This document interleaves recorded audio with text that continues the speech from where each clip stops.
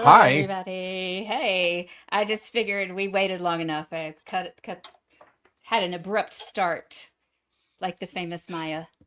If only we were playing bingo, but we're not. We are So, not.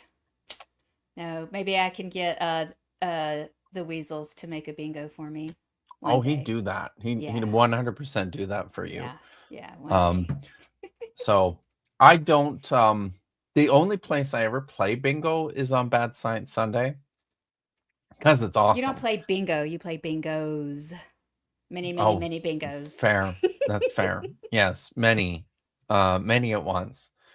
But I've tried to play bingo on like Dapper Dinosaur's channel, and tried to play it on Paula Gia's channel. But sorry, I'm just looking at Holly here. Wait, what? Yes, yes. She says Kip Oh, complains yeah. about bingo for bingo. Yeah, it's I'm a purist. So, but it's, it's when it comes to the other places just don't do it as well. And I've never thought I would tempt fate by attempting to Yeah. run a bingo on Although my I show did because hear that some people beside, I mean, some people have given you a hard time about not naming your bingo cards since you have so many. yes, it's true. People have said that. But I feel like it's in an effort to more easily sabotage my bingo, because this is something that happens to me all the time, right? Is the To sabotage. nefarious powers Hmm. yes, this happens to me. This is What? What not are a you talking about? conspiracy. The nefarious powers in charge of bingo will Mm. like they'll just unmark my cards. They'll just go in there and yeah, yeah, So you just they go just back to the do that. card and things that you marked are gone, are Mhm. not marked anymore? Mhm. Dang. Yeah. So it's So I guess there's a it's flaw a with the the weasels bingo then, is like, or is that that it can't, that right? that the bingo gods can just go in and capriciously do whatever the hell they want with my bingo cards. Yeah, I'd say that's a flaw. Mm, so, Hmm. but Yeah, that's not anyways, good. That's not good. Yeah, so I have to give my dog some treats here. yeah, you do. So, Hello. I don't have, hey buddy, can you it's sit? not your fault. It's not your fault you've upset the bingo gods. It's not your fault? Hmm. Probably not your It's not fault. my fault. It's not your fault. I've upset the bingo gods. Are you saying it's my fault that I've It's not, upset the bingo gods? no, I don't know what she's saying. I think, oh, it's not our fault. Right? It's not Yeah. our fault. It is not our fault. It's not. Is it my You, fault? it's you've I don't said know. you're the one who's upset the bingo gods. Which is Sometimes I unfortunate think too, because like this is your bingo. It's like your bingo. Like that's the it's bingo my that you thing. play, right? And Yeah. then the gods are So, messing with you. It's not good. yeah. You might And need to it's not do some type of sacrifice to the bingo I'm gods. happy to do that. Mm, okay. If the bingo gods are reasonable. Now, to be clear, I can say this because I have no idea who the bingo gods are. Hmm. But sometimes I feel like the bingo gods are kind of assholes. So, you know, Why? uh yeah, sometimes they're nice. They're nice sometimes. Yeah. But sometimes it's like, oh, you guys. Yeah. I'm wearing my my alternate Mm, uh today. So nice. my bar shirt. This is the shirt that I wear when when I go to the bar to pick up chicks. How's that working out for you? It's not working out. Is it the shirt? Is it the shirt, you guys? I don't Um, know. Yeah. Well, well, I mean, you could try a different shirt maybe next time and see what happens. Maybe next time. Um, This is a scientific. it's my bar shirt though. So, Well, I mean, you can't complain then. I don't know what to tell bar you. shirt I've got. Hmm. But, yes, Faith by Faith. I have a root beer. It's a root beer float. Hey, Marin, you do science stuff. Yes, I know, Maya. They never do the mods or the gods do anything wrong. It's always my fault. All right. Oh, maybe try a bingo card shirt. Okay. Um, you do science stuff, I right? do And science stuff. physics stuff. So Hmm. maybe you can explain to me why I I, I have a case of root beer and like a a quart of ice cream. I think that's the way you call it in the US. Hmm.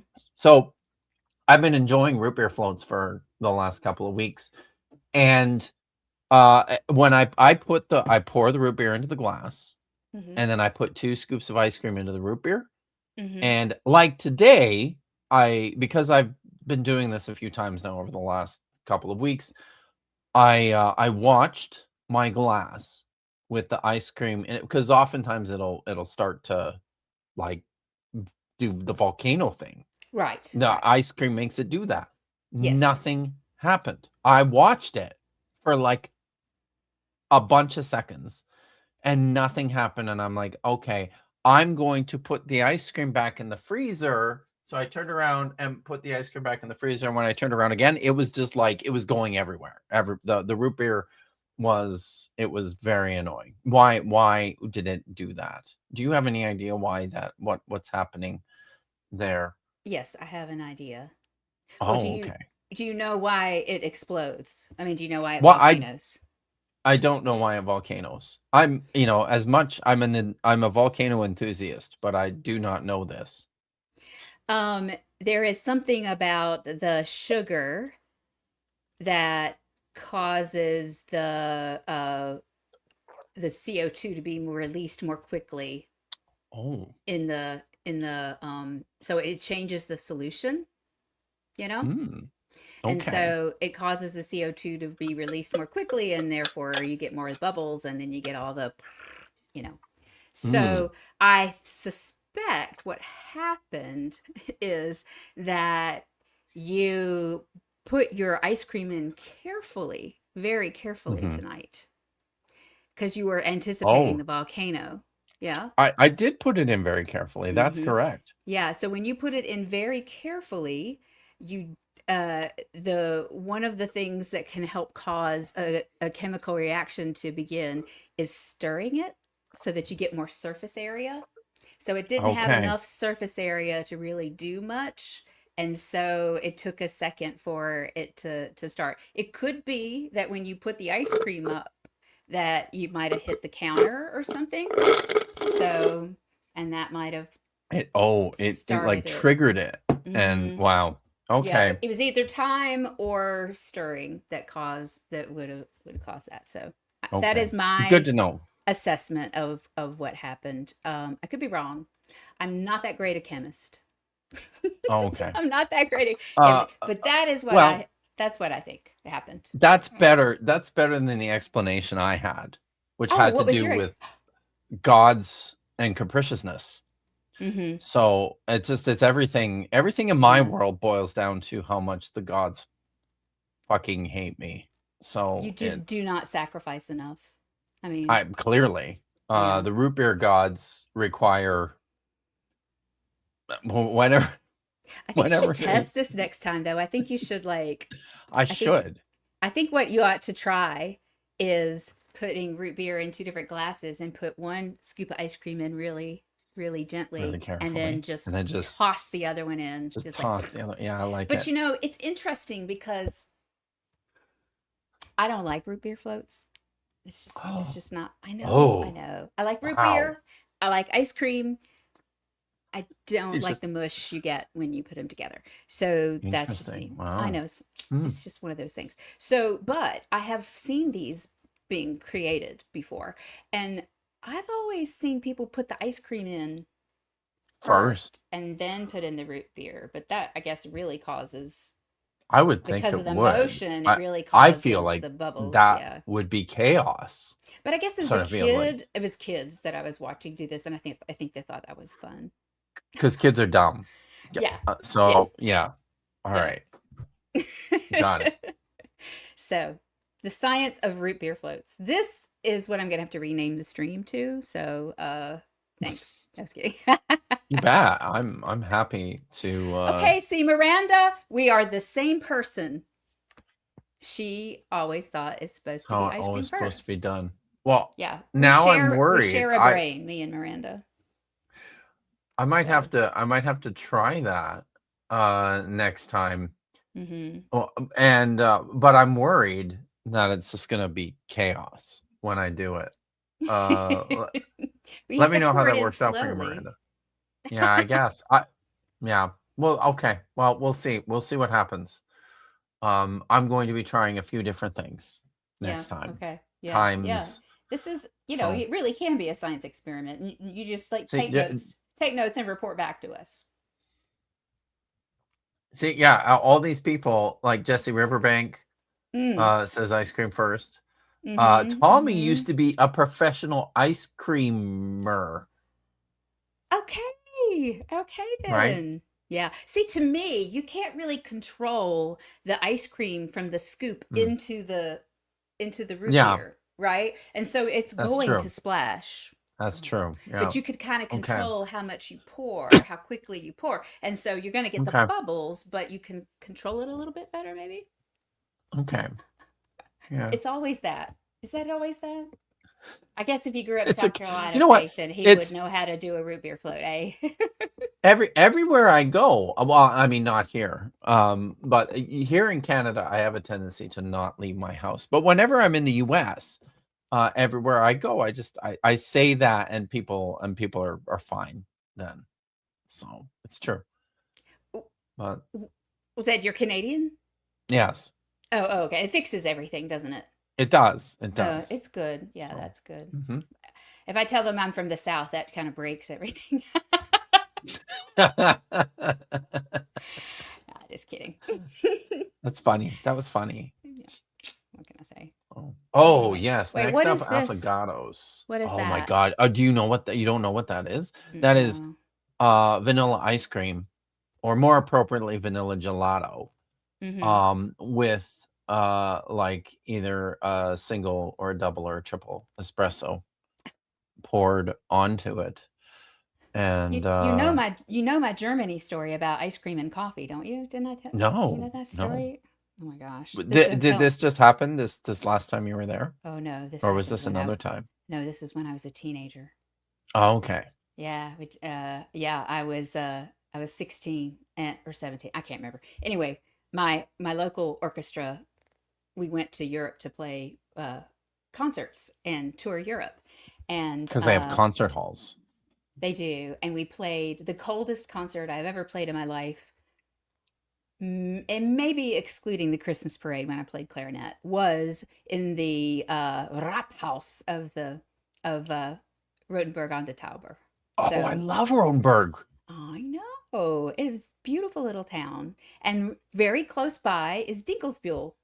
And we stayed in Dinkelsbühl, and we were in one bed and breakfast, and we went to another kind of real small bed and breakfast kind of place that for dinner.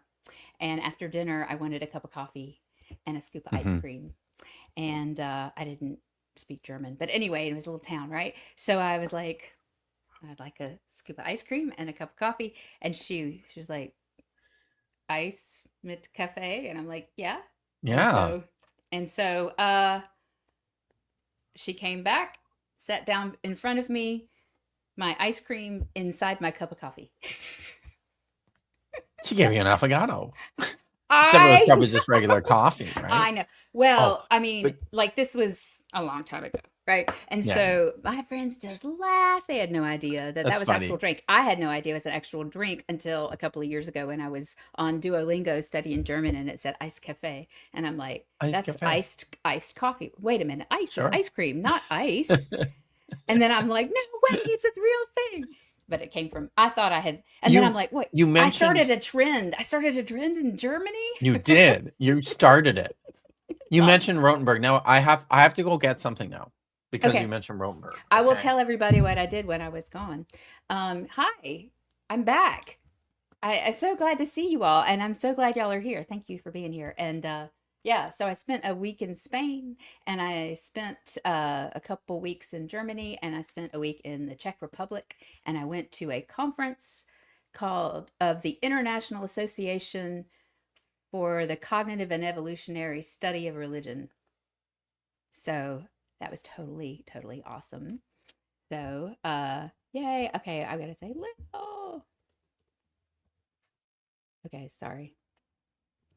Anyway, and that was really good. And I'm gonna actually create content about that because it was like the first conference I have ever been to that I actually liked every single every single lecture, right? And I understood them, y'all. I mean, that never happens. Like, I actually understood them. And so there were anthropologists and psychologists and cognitive scientists and historians, theologians. It's very, yeah. So it was like, whoa. Yeah. So anyway, it was really interesting. Yeah, it really was interesting, and I can't wait to, like I say, create some content about it. I just, I'm like, my camera's all full of pictures of taking pictures of people's slides from their talks, and I met some really great people, and might actually do some science with some of them. So that was really cool.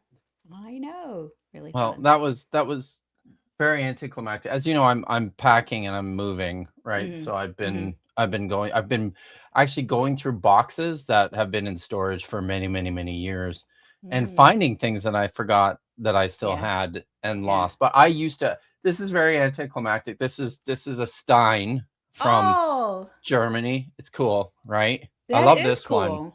That's But beautiful. I this is not what I was looking for. Um Oh, what I were you was looking looking for? for my I also have a beautiful glass mug from the pension that we stayed in Rothenburg. Oh, It's cool. I just saw it the other day, but I think it's in a different box. Yeah. And the story behind that one is that my parent my parents, my mom and my stepdad used to live in Germany, Oh, and where'd they when I live? was in my Berlin, Potsdam, just outside of Berlin. Oh my gosh, I Uh, love Potsdam. It's one of my favorite I know. towns. Yeah, me too. So they lived within walking distance of the Mexico Platz train Oh, station. cool. Cool, cool, cool. Yeah. So but they but my wife and I flew to Germany to go visit them the first time I was there. Mm-hmm. And we stayed in Rothenburg at this really nice pension. Uh and we had dinner there, and I was like marveling at these beautiful glass beer mugs. Yeah, all those places are very cool. Yeah. So these beautiful glass beer mugs that they had, and then we went to bed and we went like touring around the next day, and then just before we were leaving to drive back to Berlin, my stepdad comes up to me and he just hands me one of these like beautiful beer mugs. I was like, "Oh Wow. my god. Wow, how did you get this?" And he just told me he stole it. So, um I He was like, loves you. and That's awesome. yes. And this wasn't so do you see this candelabra sitting at the on Yes. top of my bookshelf here? So Yeah. he stole that too from a different place that I don't, that we were at, and it was during this trip that I discovered that my stepfather's actually a kleptomaniac. that is, So I know somebody like that, who will like take glasses from restaurants. I'm like, just I do not understand this mindset. This is like, yeah. see, all I think about is the Seinfeld episode where he's at his parents' retirement community in Florida and Hmm. learns that all seniors and retired people steal things. So I just all I could think of That's was too my funny. my stepdad. Yeah. Hmm. That is too So funny. Yep. Yes, it's true, Miranda. I've transported many stolen goods across the international border, Apparently you did. apparently. So, and You know, it left a, it was a bad example too, because when I was at the beer garden at the Tiergarten in Munich, I stole a gigantic. I just took one of those gigantic Hofbrauhaus. Uh, I just took one home with me. I didn't feel so bad about that one because I had to I give them a bought euro. two there. I bought Oh my two. god, really? You And probably paid more than a euro. I did. Well, listen, I have to tell you that it was we were 17. It was on that same Okay. trip. And we went to the Hofbrau house and I'm like, "Oh, my brothers would like one of these." So I bought two of them. Wow. And I get on the bus and I go, "I must be drunk. What the heck am I doing? How am I going to get these home?" They're so heavy. Y'all, they're like this They're, big, they're you know? gigantic. Oh, they're huge. They're They're, the biggest yeah, beer mugs I've ever yeah. seen. Yeah. So I I just don't pat I know. See? Like no, I'm not like the Davis no, that's clan. not what I said. Listen, I said she said she paid more than a Oh, euro for them because I had to give them a euro, right? To use the for the mug. beer? Yeah, it's like a deposit, you know. Oh, So I just really? said, yeah, go ahead, keep my deposit. So I felt way less bad about that. My stepfather sure as fuck wasn't giving anybody deposits on And the what you weren't even candelabras and the American. I, no. I don't get it. What is Sorry. I'm happening? I'm sorry. I'm sorry, Canada. I'm sorry.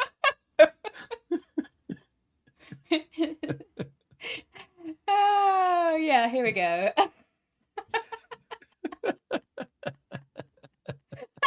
This is true.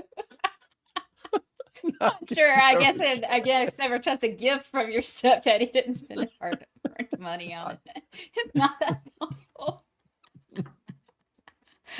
Oh my gosh. Yeah, okay, that's too Oh, funny. That is too funny. Well, every single time I go to Europe, it's the hottest week of the year and the hottest year on record. I'm just it's telling you. It happened yeah, it's really bad this year, when I right? was in high school. Yeah. It's bad. And it's hard to find a lot of places in Europe that have air conditioning. The stores. The Most stores. the Yeah. stores have them, yeah. But you're like, who wants to get up and go out and go somewhere? So I think I've convinced my Yep. German friends to get air conditioning though. Oh, So good. yeah, yeah. After this summer, I'm like, what are you doing? And there. I have some German friends who are coming here, and they're going to experience the same kind of heat with air conditioning. It'll Yes, be a completely different you're just gonna experience. sit inside your house. And that's fine. That's wonderful. Well, we So, have a pool, so we can swim a little bit oh too. yeah, But there you yeah, go. yeah. So, That's good. well, Kip, it's almost 30 Yes. minutes in. Maybe we should talk about. Other things. Yeah. Yeah, we Okay. I'm sorry. Yeah. Let me fit it. Yes, Tommy. Absolutely. If my friends in Germany ever want to see me again, then they yeah, have to get air conditioning because they true. know I'm going to bring the hottest week of the year to them Just because bring it I'm with you. always there when it. Yeah, I'm bring it Yeah. with me. So you gotta get it fixed before. Okay. You have. Guess what? Okay. I have. I'm like so late on absolutely Kip everything. Davis has written no. I have this one. We're gonna Oh, talk about your book. hey. Woohoo! I like talking about my book. So, Yay. uh, Everybody knows, right, that you signed my book. you are so far the only person who um, I'm the only person the with a signed signed copy. book? Ah, tell Yeah. them what it says. Tell them what it It says. says, "To Marin, thank you so much for your ongoing support. Hatikva." And that's Tikva. my name right there. Kip Davis. So, people keep I know I'm a terrible person because people keep asking me about signed copies or even just getting like I know that Dan has like little Like, book plates that he'll yeah, little sign book plates. Yeah. and mail those. So I need to do something like that, and I apologize to everyone. How can you both have the book? I know, what devilry is this? It's It's amazing. weird. It's weird. I There's another one on the shelf behind me there too. It's like very So, strange. Lil, I will get the book from you and I will take it to Denver and get it signed for you. Okay? Oh my god. Wow. Yeah. Because are But you I'm going to not going to carry NanoCon? it all around Denver like like I did. No. No. No. Oh yeah, you just got to sign it. So, So, are you going to NanoCon? I'm going to NanoCon. Nice. So you're I going to am. NanoCon and Lil is going to NanoCon. So what you could do is just say, Oh, Lil is going to everybody NanoCon. can bring. No. Lil, I think Lil, so. we're neighbors now. Me and Lil. Oh, right. Yeah. Really? Wow. Mhm. Wow. That's Yep. so cool. Yep. Yep. I Nice. know. I know. We're going to do lunch and stuff. We'll Yay. be ladies who do lunch. It'll be good. Nice. Yeah. That's very good. That's right. I was aware you Yep. moved, Lil. Yep. Yep. I watched the video. You had Tommy, a you're going to video of moving. NanoCon. Yay! It's gonna be lit, y'all. It's gonna be Guys, so much just fun. bring just everybody bring your copy and Marin will take them home with her I'm not. and then I, like a she'll I, get like a I, big suitcase filled with my Denver. my gosh. Y'all just have to like chip in a No. few bucks to pay for the extra baggage, for the extra luggage. Flying is terrible nowadays. I Yeah. just booked a flight to Arizona and Mm. it's like I paid the extra fee to get my free bag, my free check bag. Yeah. But then when it went to the check bag part, it turns out it's not a free check bag that I paid for. I paid a fee for a reduced fee on my check bag. Okay then. I I did the Yeah, you math. gotta love it. I'm still saving money, but it's like it's Yeah. Faith does not know what NanoCon is. NanoCon Um, is the Nashville Nuns Convention, NONE. So it's a secular convention in oh, Nashville. see, I thought it was different nuns. Uh, God. what do you mean? I thought it was like Catholic nuns hanging You out. did not. You're just messing with us. Okay. I'm sorry. I'll I'm shut like up a now. gullible little sister sometimes. Okay. And you can still buy tickets and go. It's the Montgomery State Park outside of Nashville. And I went last year and knew nobody. I knew nobody. It was a little frightening, but it was really cool. And I'm so glad I went. And I just had a great time. So anyway, so I And highly now you recommend know it. people. I know This people. time I that you can go, do. It's going you to be will so know much people. fun. I know. Yay. I know. So So I'm I'm not going, probably but I'm probably going to go to Recovering from Religion fall excursion as well. I went there last year. ooh, Awesome. Loved where's it. that? Well, I don't know if it's in the same place every year, but it was in like a little, it was like in a kind of a summer camp kind of place in Hmm. Virginia. So that was Nice. really cool. Yeah. And then, oh, I'm also going to fiddle camp. I work sometimes too, y'all. Yeah. But yeah, I'm going to yeah, a southern one. Yes, driving to Nashville. It's only 5 hours. Can do it. Or six maybe for you. I don't know. Awesome. Anyway, yeah. So yeah, I'm going to fiddle camp. It's Casey Dreesen's fiddle camp in Brevard, North Carolina, and it is Oh, awesome. Casey Dreesen is like a master fiddle or master chopper. You know, I mean, it's like beatboxing on his violin. It's crazy. wow, that's cool. It's real. I can't do it. Tommy I points mean, out that what happens at Fiddle Camp, um, mm. no, I assume it stays at Fiddle No, Camp. it's like one time at fiddle camp. It's that. All Instead of right. fiddle camp. Uh, Okay.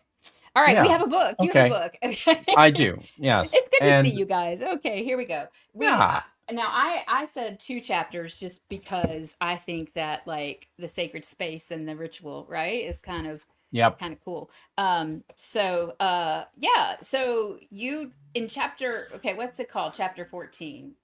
Chapter 14 is Where My Name Shall Dwell. I Hmm. believe that's what it's called, Yes, right? and this is And all chapter of, 15 mhm, is a pleasing odor. A pleasing so odor. like Um, everything you ever wanted to know about the temple, and then everything you ever wanted to yes. know about what happens in the temple. So, I or what happened, particularly, I particularly, I'm particularly happy learning. with the introductions that I wrote to both of these chapters. Yeah. Um, Yes. yeah, especially so. I think like when you asked me just ahead of the show. Oh wow, that's way too big. Okay, when you asked me just ahead of the show whether I which one I would prefer to talk about, I was like, I don't know.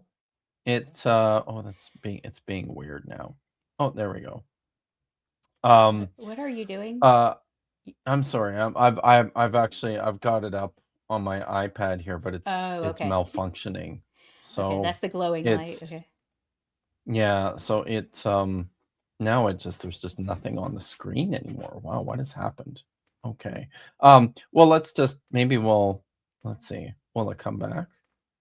We will No, find there's just out. nothing there. Oh, there it is. Okay. So We're one professional, of the y'all. things, yeah, very I'm actually not. professional. I'm not professional yet, though. So anyway, if anybody wants to contribute to Uh, my s- Venmo, that would make me professional, actually. So I'm okay oh, with good. that. Yeah, yeah. So Okay.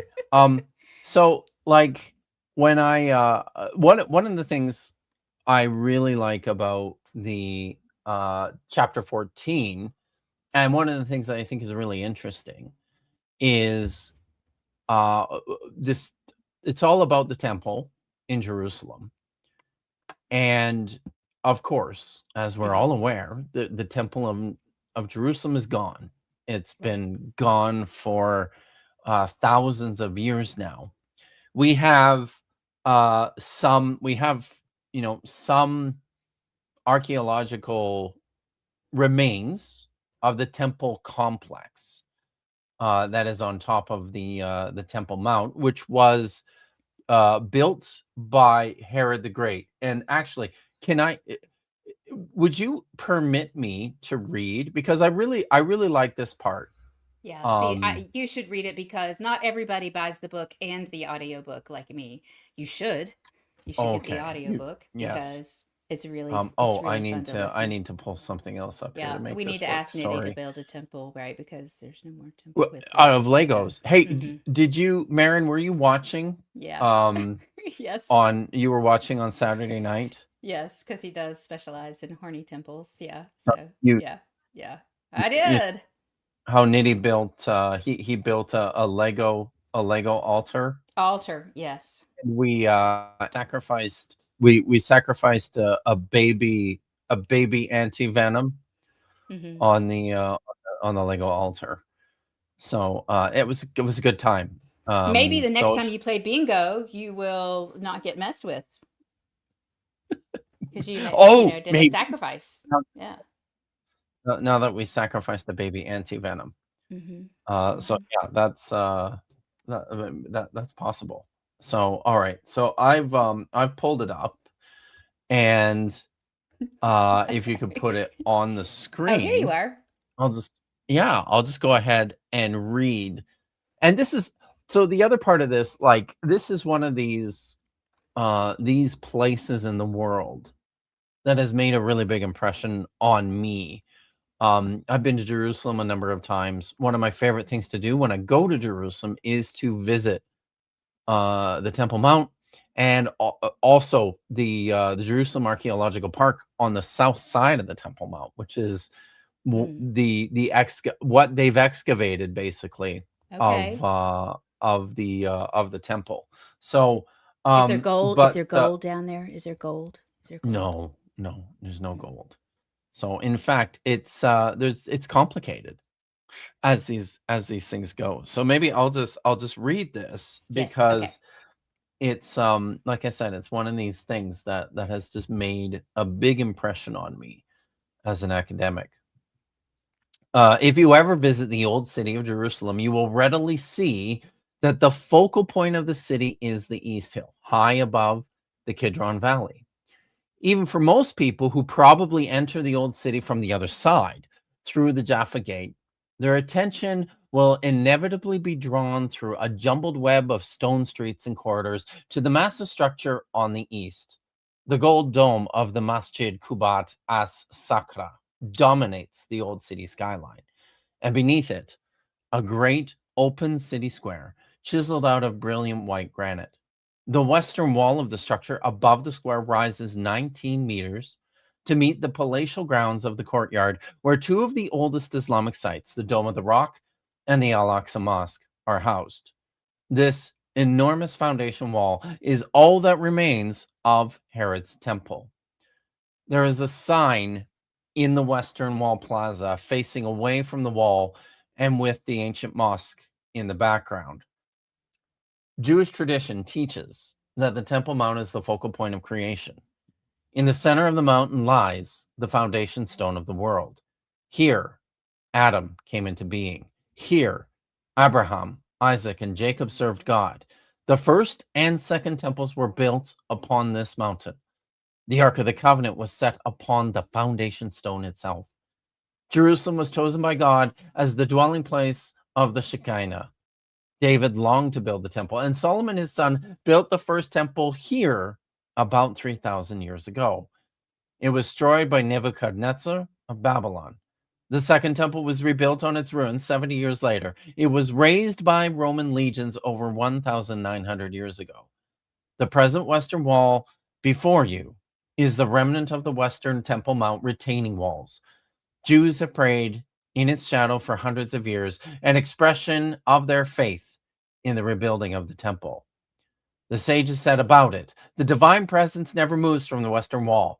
The Temple Mount continues to be the focus of prayer for Jews from all over the world.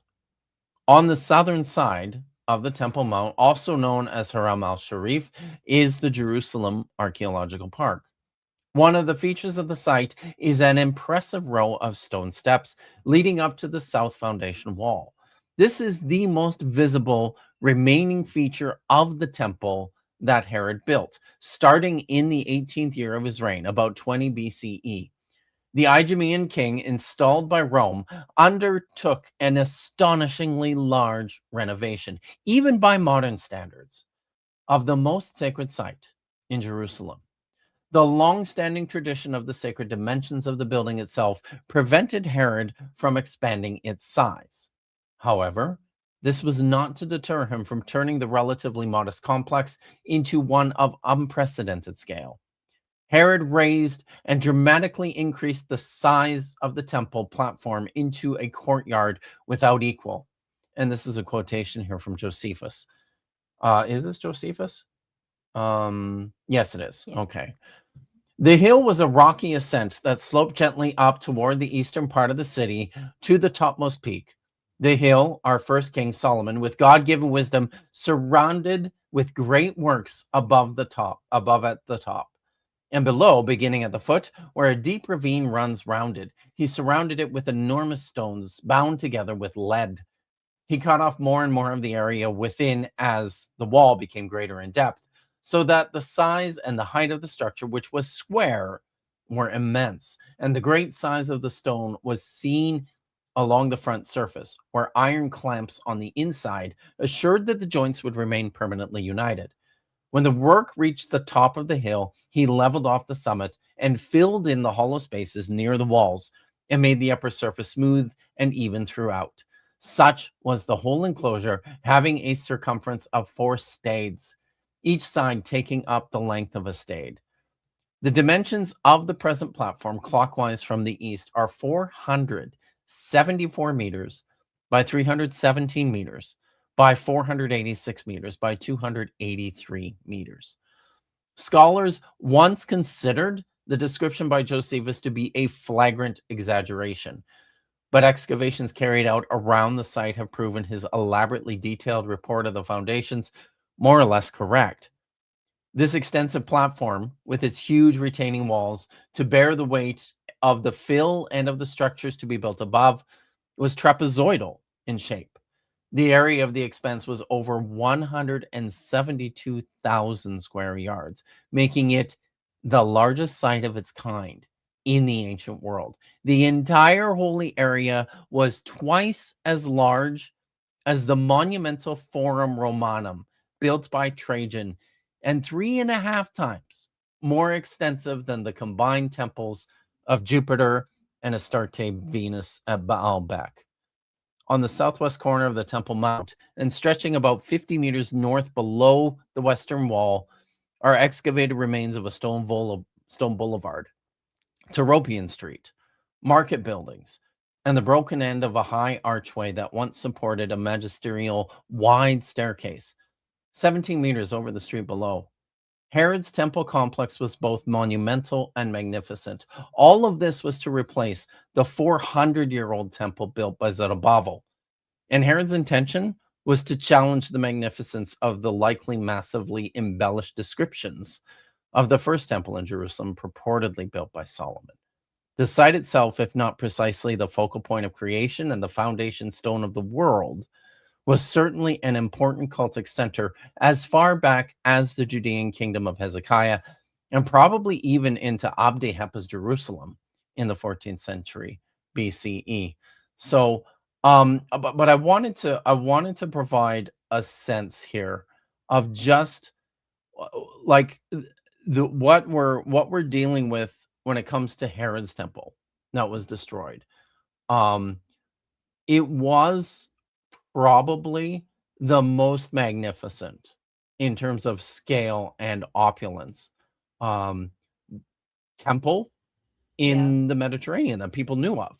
Yeah. It was truly gigantic, like the courtyard itself.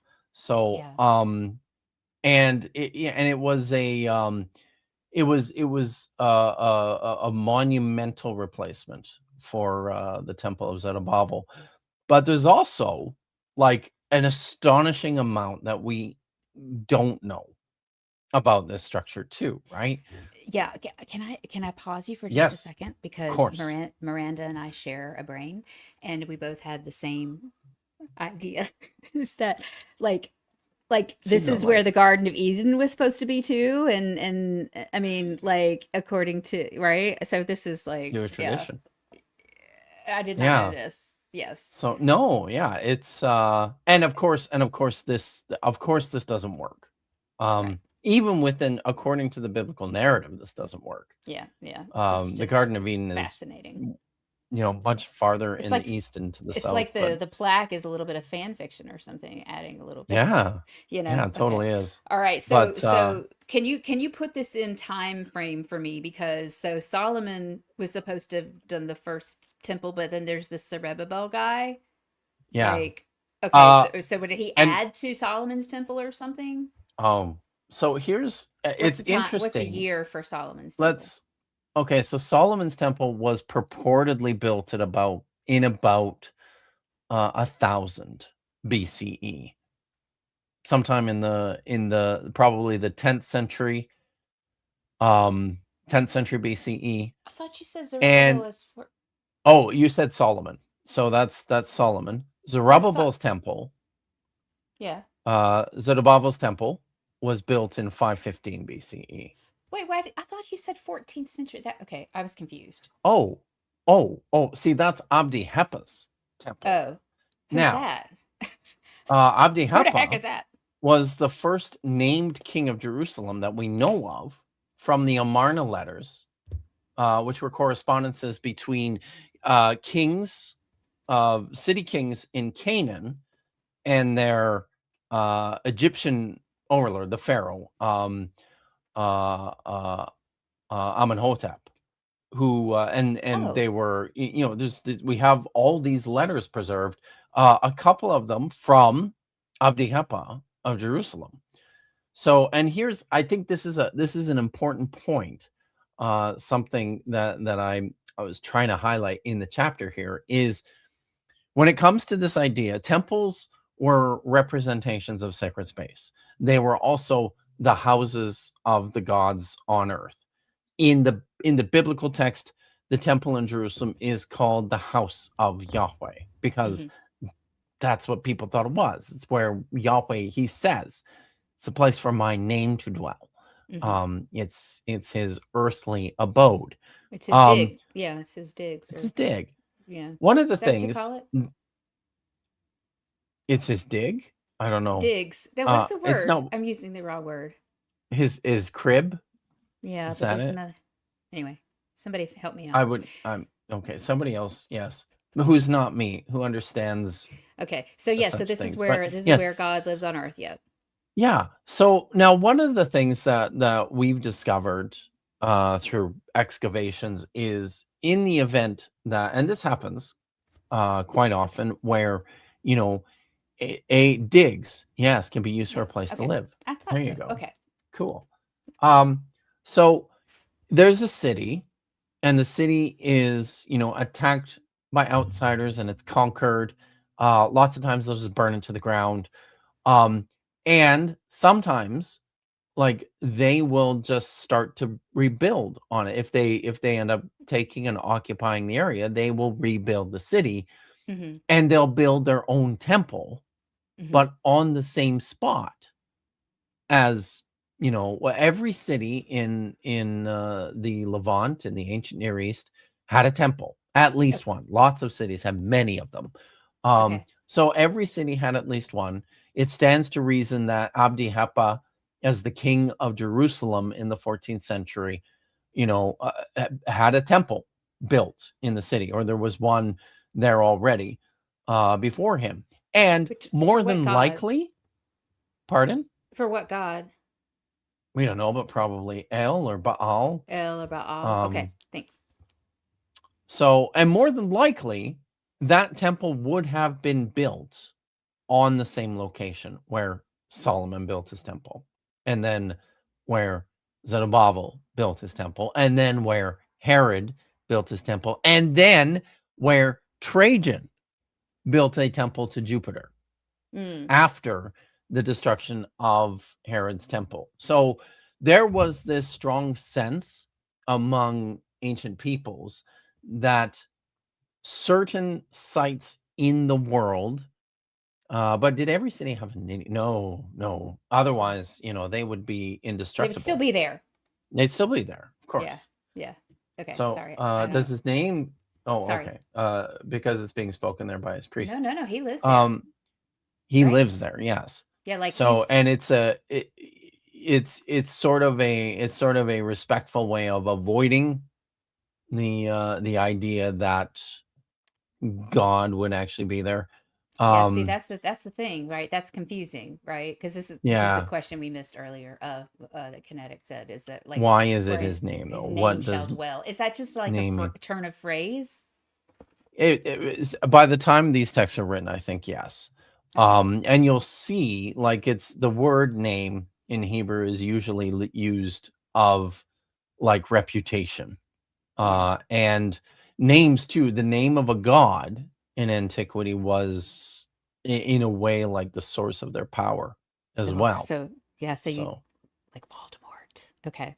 yeah, right. Yeah. Um, It's fascinating. Okay. so Okay. all So what is the it's 14th century 1300 yeah. BCE or okay. So in the 1300s Mm-hmm. BCE, there's probably a temple there. We have no, and if anybody, if there was ever an opportunity to dig there for archaeologists to dig on the Temple Mount, Mm-hmm. but we'd probably see how far back people were building Yeah. temples and shrines on this site. But it was Well, this certainly site is because it's the highest place in uh Jerusalem. Jerusalem. It's not necessarily the highest place, and it's hard to say now because of the way that the Okay. hill itself has been raised and rebuilt and stuff. There's because Jerusalem is built on a couple of hilltops. It's and at the time too, the city, it would have been like the entire hilltop pretty much is like the mountain, and it's just sort of on, Yeah. it's on like a spur of it on the east side. Okay.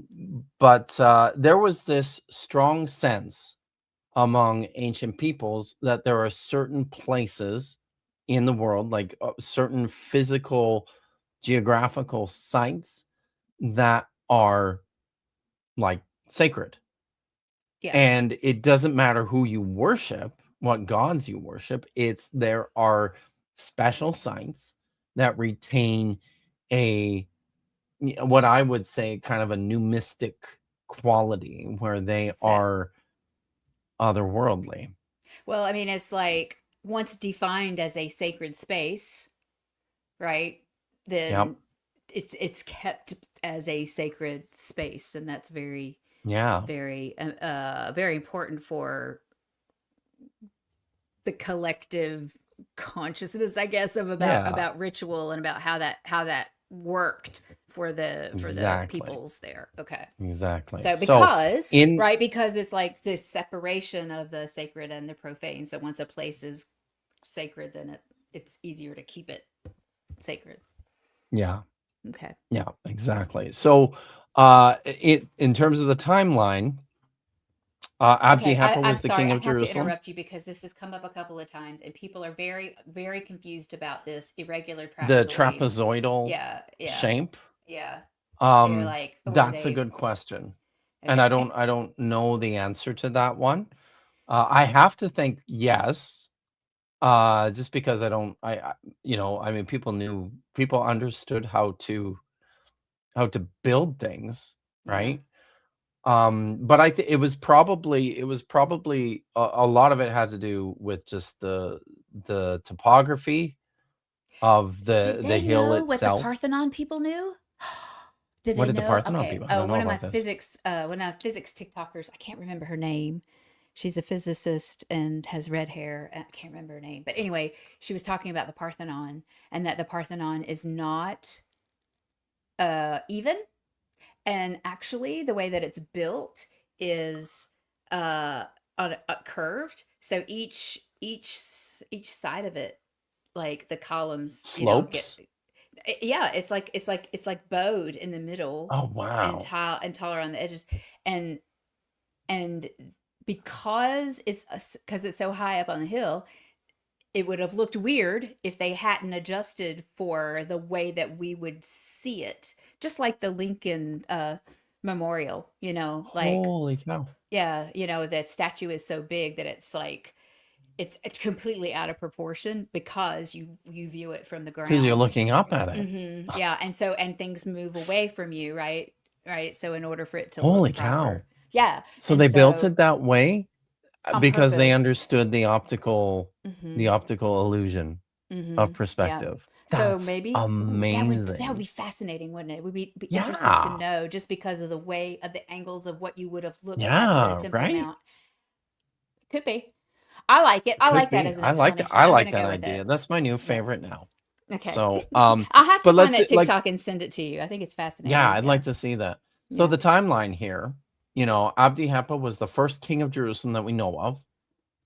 There was probably a temple there because every city had a temple. We have no idea what happened in that temple that he built. We are Mm. told that Solomon built a temple on that Yeah. site in around about 1000 BCE, and it was a rectangular structure. The technical term for it is a tripartite or three room temple, and there we have multiple examples of these all throughout the ancient Near East, in the Mediterranean. Maybe I'll share my screen at this point and Yeah, show you because you have guys. drawings. I do. Yeah. So So yeah, let's was Solomon's Temple Phoenician as well, or is that not a thing yes. yet? Oh, it was. Okay. So, Abdi Heppa's temple was so these are, this is an example Oh, of sorry. I gotta some share. I ripped this off. Oh, sorry. Yeah. So this is actually I reproduced this from Can you make it any a set bigger? of drawings that can I make it And big bigger? in it, Let's see. as Emily D. Yeah. Baker So I says. Okay. reproduced this from a set of drawings by the fabulous archaeologist William Deaver, and you will see in Bree is not all of here, but these. everybody can see that they're obviously these are aliens. The aliens built these. Look, it's like a little alien. Absolutely. Yeah, okay. Totally. I got that too. Okay, So, sorry, but sorry. you'll notice that for a lot of these, they all kind of resemble this pattern Mm-hmm. of dividing the structure into three component parts. The temple in Sorry. Jerusalem probably looked more like number 12 there, which is oh, do I not have it? I don't know why I don't. Why didn't I mark that one? Anyways, so but it probably looked something like that. The number 12. What's called yeah, number 12. What's called a Mm-hmm. tripartite temple. And the idea is that as you enter, you're getting into progressively more and more sacred space until you're in the very center of the structure, or what's actually at the very back, the holiest place of all. And I did my own um, I did my own reconstruction of the temple here. Oh, but it's gonna I I can't know, Tommy. I I'm can't so flip it. sorry. I'm so sorry. You are correct. Once again, just because white people couldn't do it doesn't mean it was aliens. Okay, I gotta turn my Sadly, head. I can't turn it. Can I? No, that's not gonna do anything. See, it's just gonna do that. Sorry guys, you're gonna have to tilt your head You can take a to picture look at of it my and then let us see the oh, anyway, because you're on. yeah, like I could do that. Let's try that. Maybe I'll let's do it this way. It's hard to take a picture. Oh, there, I did it with my iPad. And then I can pull this up.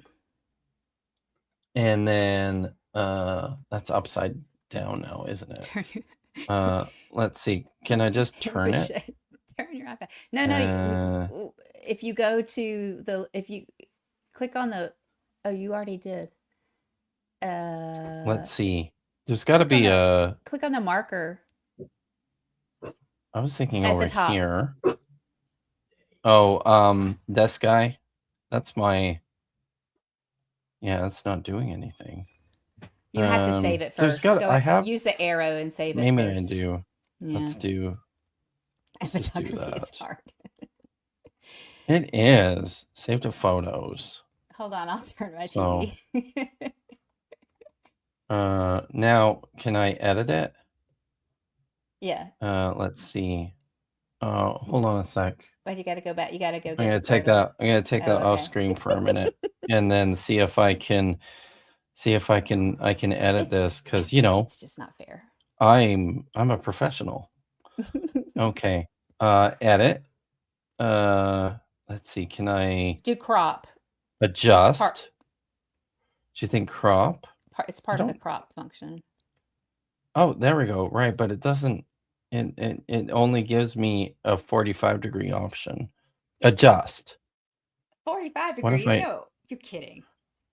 Yeah, no, for real. You need a new iPad. Is there a way to? I don't. Apparently, I have no idea what I'm doing. So, Bummer. and Okay, yeah, well, Tommy enjoys watching me figure things out. That's great. Um, so let's see.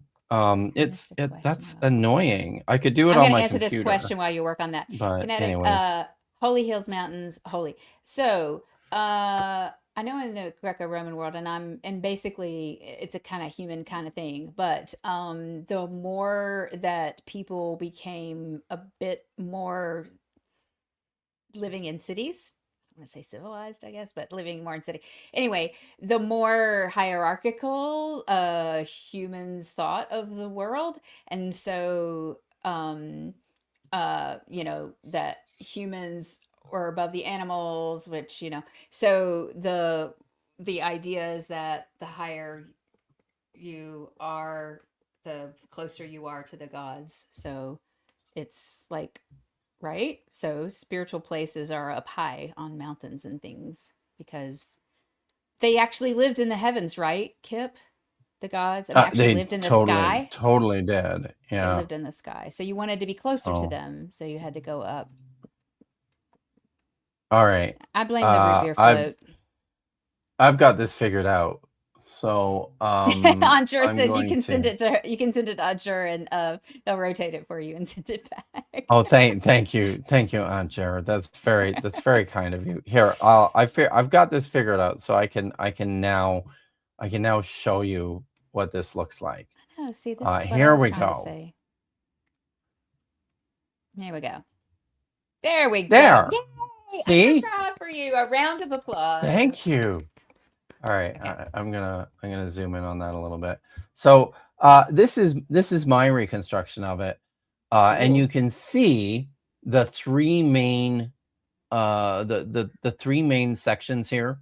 This Hmm. where the division is. At the front is the ulam, or the portico, or the porch. There were two pillars that were located at the entrance, and they had names, Yakin and Boaz, which means right hand with strength. And then the main the main room of the temple is called the Heikal, like the great room. And this was the next most holiest place. And you had to be a priest in order to enter the Heikal. You And in did, the Heikal, yes. Um, so you had to be a man and you had to be a priest. of course. And in the Heikal, in fact, women couldn't even get up to the portico. They had to stay outside of the court of Israelites in Because the they're court of not women. because they're so Pu- profane. And it's all about impurity, right? It's a purity issue. So It's a um man's world. that's what exactly. So within the Heikal, there was an incense altar and a table that was that contained 12 loaves of unleavened bread that were replaced every day. And then there was a large um candelabra, a menorah, a seven branched or a nine branched um candelabra made of gold, and Okay. probably the most valuable single object in the temple, um, even more so than the Ark of the Covenant would have been.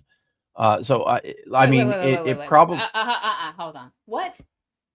Say that again. so I mean, in terms of actual value, Value, but that not valuable to the people, right? Because no, no, okay, no. Like in okay, terms of I'm just misunderstood. Thank you. All what right.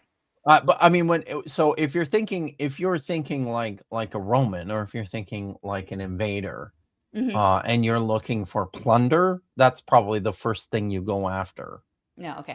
just because it's like this gigantic thing made of gold. In fact, there's a Yeah. very famous engraving on Titan's Arch in Rome of the soldiers carrying this giant menorah back with them to Rome. You mean was it So the temple? It was the actual temple's menorah? yes, yes, Wow, it's engraved right on the arch. It's really spectacular. that is cool. So yeah, it's neat. And then there would have been other lampstands in this area of the temple as well. And then the way I've lots of times you'll see this, and when people do their reconstructions, it's a little bit different than mine when they do the what's called the devir, which most people know as the holy of holies, or the holiest place. I thought it would be cool to elevate it, um, just because I imagine it kind of being envisioned as like the Is that in center. the Bible? Is that in the Bible? That it's elevated? No. Yeah. All we're told is that is that this was the third compartment. The Okay. Unfortunately, the descriptions of the temple are really vague, like the physical descriptions of a lot of things in the Bible. And so we're going from those as well as from other analogs that we see in the archaeological record. The Devere itself measured like uh 10 by 10 by 10. It's like a Okay. 1,000 cubic meters, right? Um Oh, so and it housed you mean the Ark of the Covenant, pardon? oh cubic? Sorry. Go Cubic, not go square. on. Go on. It housed the Ark of the Covenant, as well as two giant cherubim uh, over, you know, sort of Is this over top of the ark. is this where Uh, Yahweh's robes were, uh, or did they go out yeah. into the So Hakal? yeah. So here's the thing, Isaiah, because you're thinking about Isaiah chapter 6 here, and Isaiah's vision in the temple. Mm-hmm. He would have been standing in the Hakal, because the only person who is ever allowed in the Devir ever is the high priest, and only once a year. Mm-hmm. Um, so there would Oh. have been a curtain separating the Devere from the Hakal. Mm-hmm. And Vish and I talked about this when we did a whole stream about Isaiah 6 once, and it's one of my favorites. Yeah. It's a good time, and she and I kind of speculate a little bit out loud as we're talking through this, that when it talks about well, first of all, I think the meaning of the phrase that it says the train of his robe filled the temple in a lot of English translations. I think that's probably a mistranslation of a euphemism for Yahweh's penis. It's just huge and it fills the temple. Yeah. And probably it probably doesn't mean like the whole thing just fell. It probably more so means like it's probably shining bright, and the whole light and the glory from The glory his of dick. his penis. Oh my Yes, it gosh. just fills the whole temple. But this is, I think scholars, whether or not they agree about the specific translation of that term, I think scholars by and large agree that what Isaiah sees in his vision is like a pretty shocking reveal of something that he's not supposed to see. And I like the idea. Vish, I think, actually mentioned this at first, that if you've got this giant curtain I'm, s- covering I'm the sorry. Holy of Holies or the Devir, this is what's been basically blown open so that Isaiah can see inside. So it's yeah, Okay, but it's Yahweh's in the Hakal, he's and in so no, where? Yahweh is in the Devir. Oh, I thought you said okay. So Yahweh's in the Devir. Isaiah's in the Isaiah is in the Hakal. Hakal. Okay, okay, Yeah. So okay. Yahweh's throne is in the Devir. Uh the two Yeah. giant cherubim with wingspans of 5 meters each, right? And they Mm-hmm. stretch the wings touch at the tips and they stretch all the way to the walls. Um they they're the throne guardians of Mm-hmm. Yahweh. It's his throne in the center, in the holiest place of the temple. So that's where he would have been. Isaiah would have been located in the Hakel. And in order for Okay. him to have seen him, that curtain would have had to have just been blown open. Yeah. So Okay. I gotcha. Well, it's like a great unveiling. okay. So yeah. Yeah, I was going to answer Tommy's question, but I think that it's like they had to build it before they put the ark in there, right? It's not like they built it with the ark in there. So, No, no, yeah. So the presence of Yahweh was connected to the ark. So Yahweh arrived in the Devere when the ark entered the Devere. So we're told too, the other neat thing about the description of the temple is that the ark has these handles, these poles on either end for the priest to carry it, right? So you're yeah. not allowed to touch it.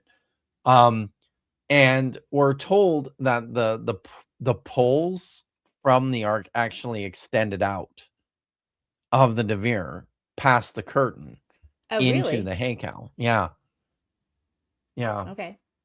So, but the whole idea here is the preservation of purity. The notion is that you need these zones, these sacred zones that are separate from one another, in order to preserve the purity of the center space in the Mm-hmm. devere. The devere is like the most holy, the purest place, which is why nothing you can't go in there. Just the high priest once a year, right? Um, and then it's protected by this buffer zone of the Heikal, which is like the next most holy place, which is protected by Yeah. the buffer zone of the Ulam, Okay. the portico, and then the courtyards.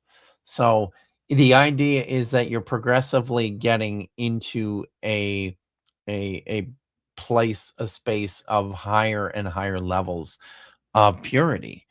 Um, and of course, we're told that the way to purify this space is with blood. Of course. In But the women the can't go in No, because of blood. even though they've got lots of blood, lots of times it's just the That's wrong so weird. kind of blood. So, animal blood from a sacrifice would be splashed on a regular basis on the altar. It really would. Like people often don't think about this, but it would have been kind of a repulsive place to hang out, and one of the reasons why they're Oh, because of all the they're blood? burning lots of incense all the time is because it's dead animals, Mm. burning flesh, lots of blood all over the place. These are not pleasant smelling things. And then within the temple itself, what the ritual was you splashed the blood on the altar, you splashed the blood on the curtain in front of the devere, and then when the priest would go inside once a year to the Ark of the Covenant, he would splash blood on the ark. Talk about painting Nobody's the town red. Sorry. yeah. Oh I my mean, and gosh, as this far is as like the way you describe it though, man. It's like, oh, it's what is not the good? yeah, it's not exactly noise ending says a pleasing odor. Mm. Um and I think like it isn't pleasant, I don't think, to human senses. And I have to think too, we don't have any information about this, but I have to think too that nobody ever went in there to like clean up the blood. So Yeah, that's what I'm the wondering. it's But they I they really did take away think the that entrails and stuff though, right? yeah, so I mean all that stuff stayed outside, right? That was all. There's a large all the burnt So the offerings burning stuff took was place. outside. Okay. Okay, good. Yes. Because I The don't see a blood was chimney. Yeah. Okay. collected. Ah. No, the blood was collected and taken inside. The altar inside the Heikal was a smaller incense altar. So it was and it was, basically, I think lots of the it was part of the function of that was to keep the smells manageable. So No, no, wait. It's this. I I don't was know what that is. no. The front view seems vaginal if you stand at the I mean, door. like you're Oh, looking in the door and you see all that blood. oh, right, yeah, yeah, Just saying. that's true. So, We but have the nitties and interiors of the vaginas tonight, y'all. We just need what's the other? We don't have any weasels. Dang. no weasels. Go ahead. Um, if only we were talking about astrophysics. Stop it. Um,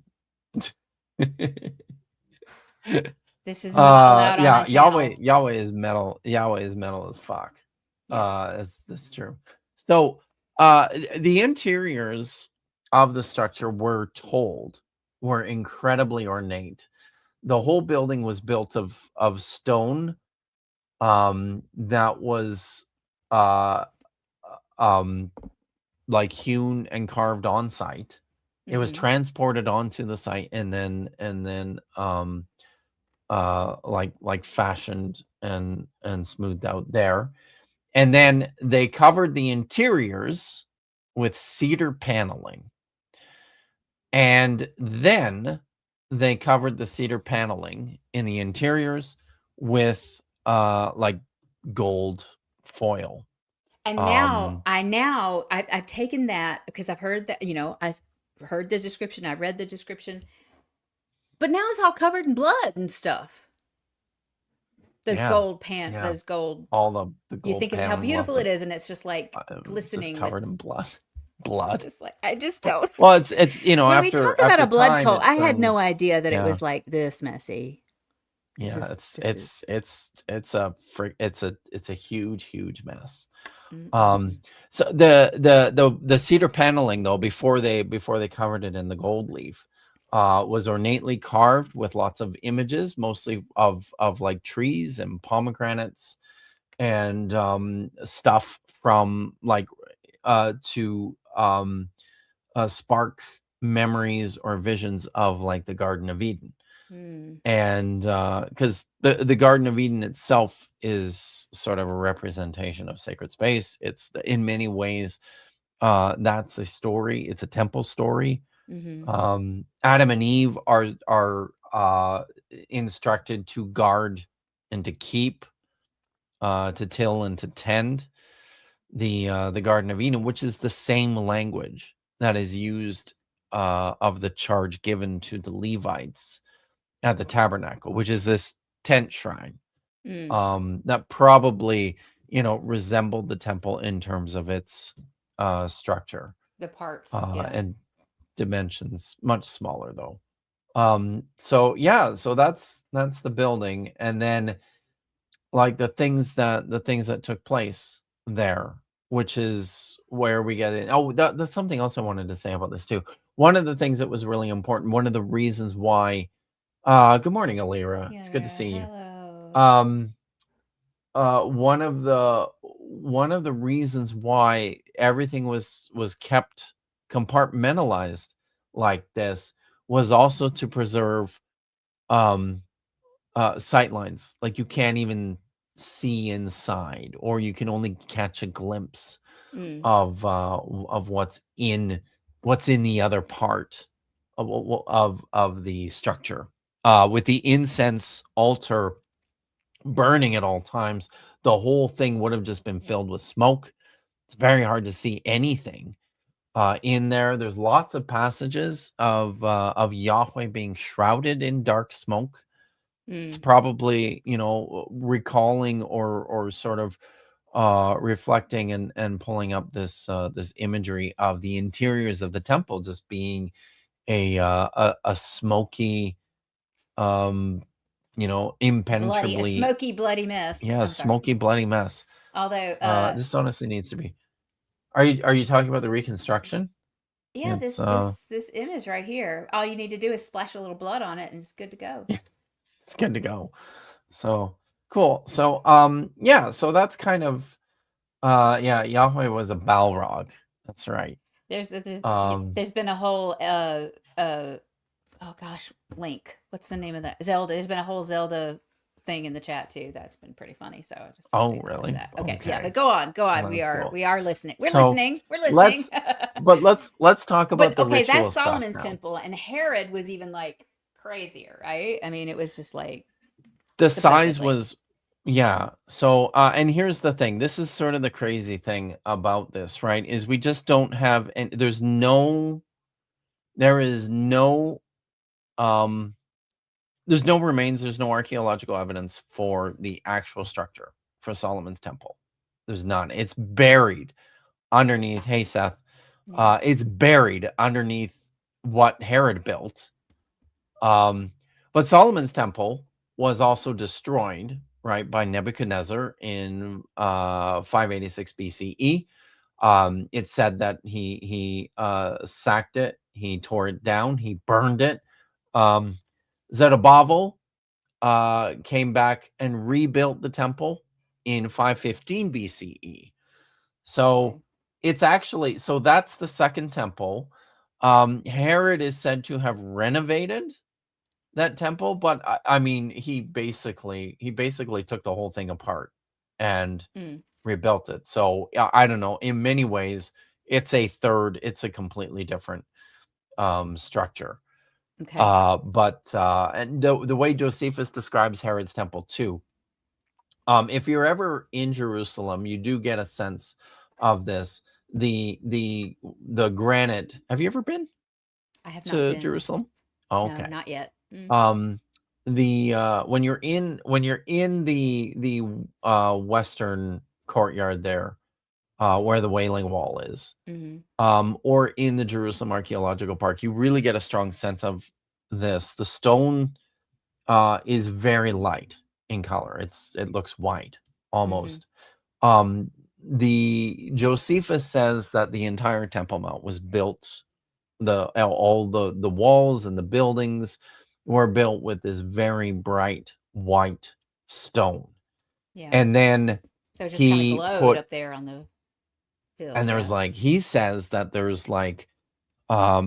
these they put like these stone spikes at the top of the building all the way around to keep birds from landing on it. Okay. And he says that those are all also covered in gold on the exterior. So Okay. from a distance, and I believe another writer from antiquity, I don't remember who it was specifically, but when they talk about coming to the city, seeing like the when the sun is shining on the Temple Mount, it's literally like gleaming, like it's this Yeah. shining giant structure that you can see from miles and miles and miles away. Yeah. um Quite spectacular Sounds like it. based on the reports. So Not we Herod's have temple. Herod's temple, we Yeah. have Okay. remains from Herod's temple, right? Hmm. But we have nothing even from Zerubbabel's temple. There is It's been suggested that some of the remains there in the archaeological park all around the Temple Mount are perhaps from Zerubbabel's temple, but it's Say his name that's again. totally I love that name. inconclusive. Say his name. Zerubbabel, Zerubbabel. yeah, that's good. King I like it Zerubbabel. too. Yeah, most people say Zerubbabel, Zeru- but Zerubbabel. Yeah. Zerubbabel Zerubbabel. is the correct pronunciation. How do So you and know? of course, There's no vowel points. How do you know? because there's rules Okay. in Okay. terms of when the vowels are long or short or when they're in Okay. an I'm accented just syllable or teasing. an Go ahead. it's Okay. So okay. Herod's temple was the last one. Yeah. Right. The last one, Yeah. Okay. yes. So yeah, so so that's all. Like we've got some physical remains of that. We have no physical remains of any of the other structures. We Mm-hmm. just have writings and descriptions. It feels like possibly some of the descriptions could have been embellished of these earlier structures.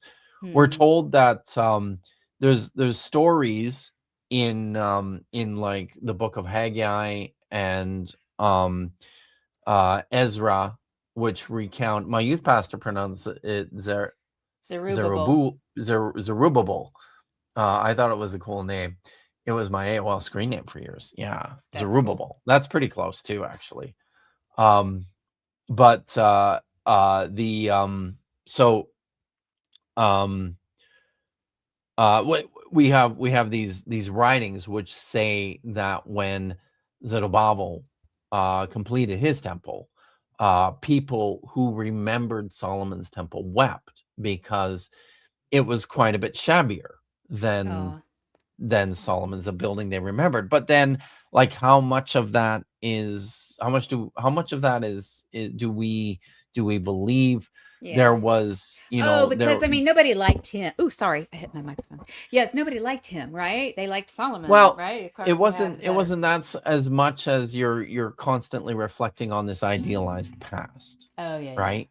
yeah. Of course. So even though the temple's still important, it was just a far it's like that. The way I put it in the book is in the 80s or the 90s, I used to see like kids driving around in their shit box cars with like a bumper sticker on it that says you should have my other car is a Ferrari or something like it's Yeah, like that, yeah, yeah, right? yeah, You yeah. know, this temple's not much to look at, but you should have seen the You should other have one. seen the one. You should have seen the other one. Yeah, Yeah. yeah, So I don't yeah, know how believable are some of these descriptions of its ornateness and yeah. how I have a elaborate it question was. though. I'm really Yeah. confused. Okay, because of the different temples, and then Zerubbabel was not in the Hebrew cult, right? Or in they weren't Oh, Hebrews yet, or no, Zerubbabel Okay, was sorry. Sorry. I was like Zerubbabel. Okay. um Okay. he was Zerubbabel. uh promoted as a descendant from the house of David Oh, and was he was like the governor, excuse me, who came back with the Babylonian exiles. So he was the leader okay. of the group.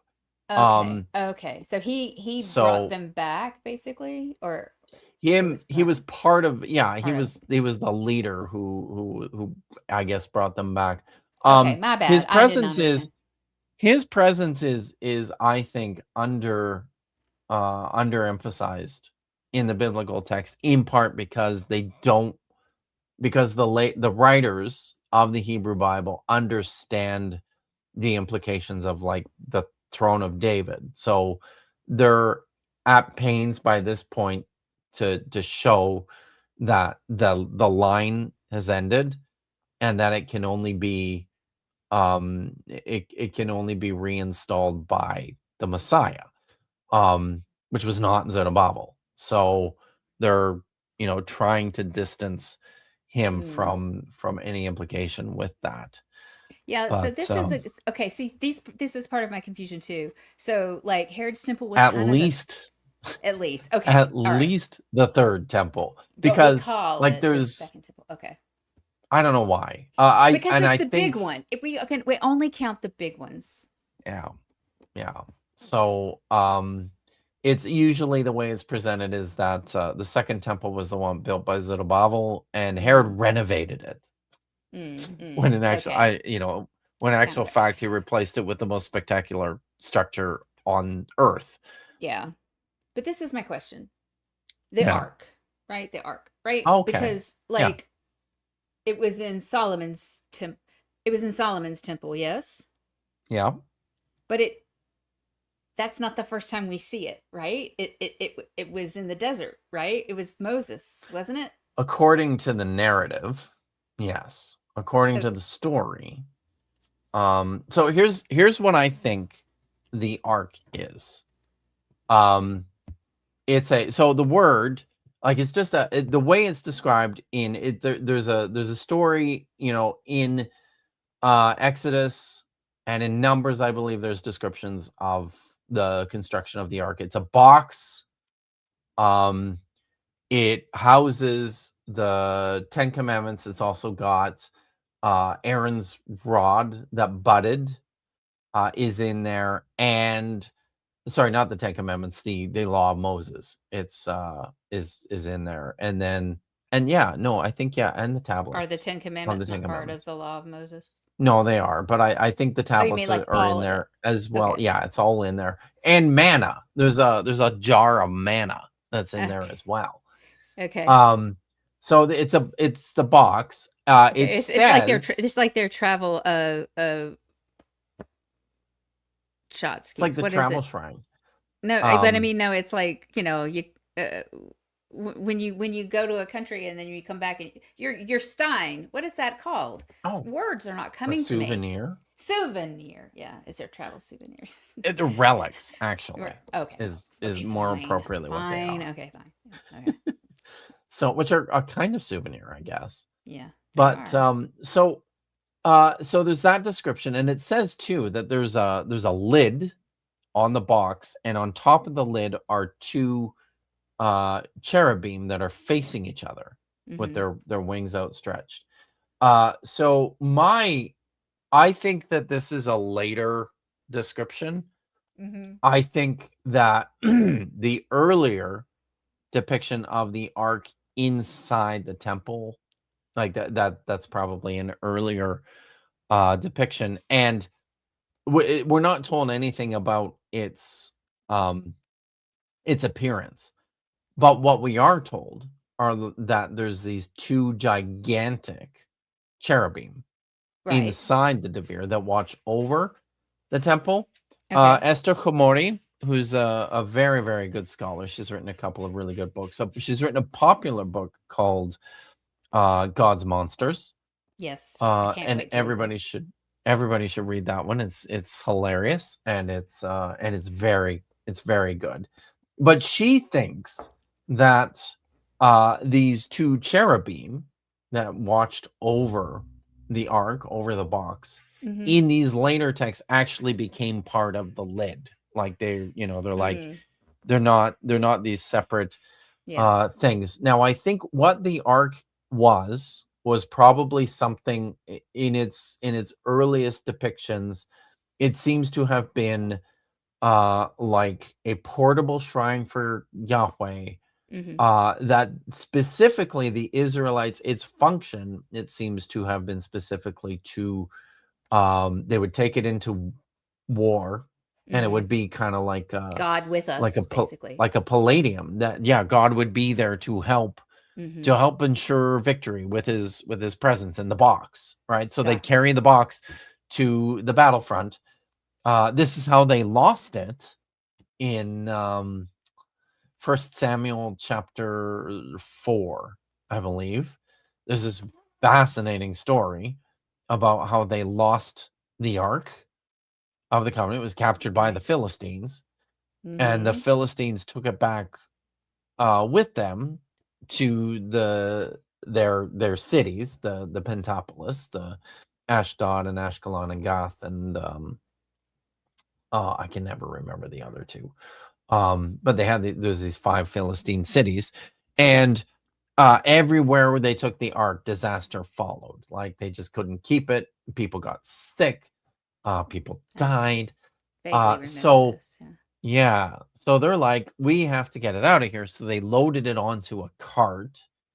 Um, but they also fashioned five golden rats and five golden, and the translation here is difficult, but tumors, um, probably like phallic objects, Okay.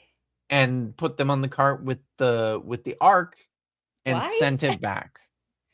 Bec I Desecration or the something? I don't know. I think these are, I mean, they're made of gold. You don't, Oh. you don't desecrate things with Did you gold. So, say yeah, rats? You said rats. yes, rats and dicks, basically, is what and it probably, so they're called These are the best things tumors. we thought of to give you, or to say sorry for taking your arc.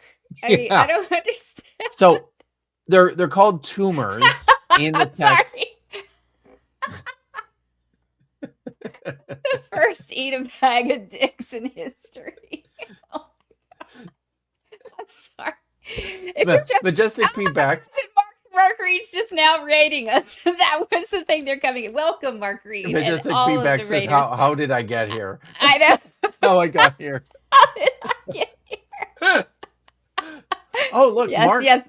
Yeah, it was Mark. this. Yeah. Hey, Mark. Mark fucking loves This rating. is what we came. Um, Kinetic 44 says, I thought they were hemorrhoids. So this is part of the problem, right? Like this is it is it's a word that we're not, like, it's a weird word. Rats and dicks for the blood god. Yeah. Yeah. So why? Because there were these outbreaks of plagues. They were overrun by rats, and lots of people got sick with whatever. It was probably something to do with their junk, right? Like they Oh. Oh my gosh. So these are the bad things that happened. I'm playing with stuff. These are the bad things that happened to them because they had the ark, yeah. and so they're like, Yes. oh, So it gave us the clap, and it also gave yeah. us the Yeah, a clap in and the rat. and on a bunch of rats. So I'm sorry. I can't even. Okay. It's a Why? great Why did story. they make gold things of these Uh, things, these this is tokens? I supposed to don't I understand. as far as we can tell, because we're not told explicitly, but these appear to be off like appeasements. Yeah. Maybe it will get better if we send the ark away and gold rats, gold Oh, we send all the penises. plague Yeah, it's part of back. Yeah, we getting it understand out. that it was So this, that plagues were caused by this, yeah, and so we're gonna send all of it.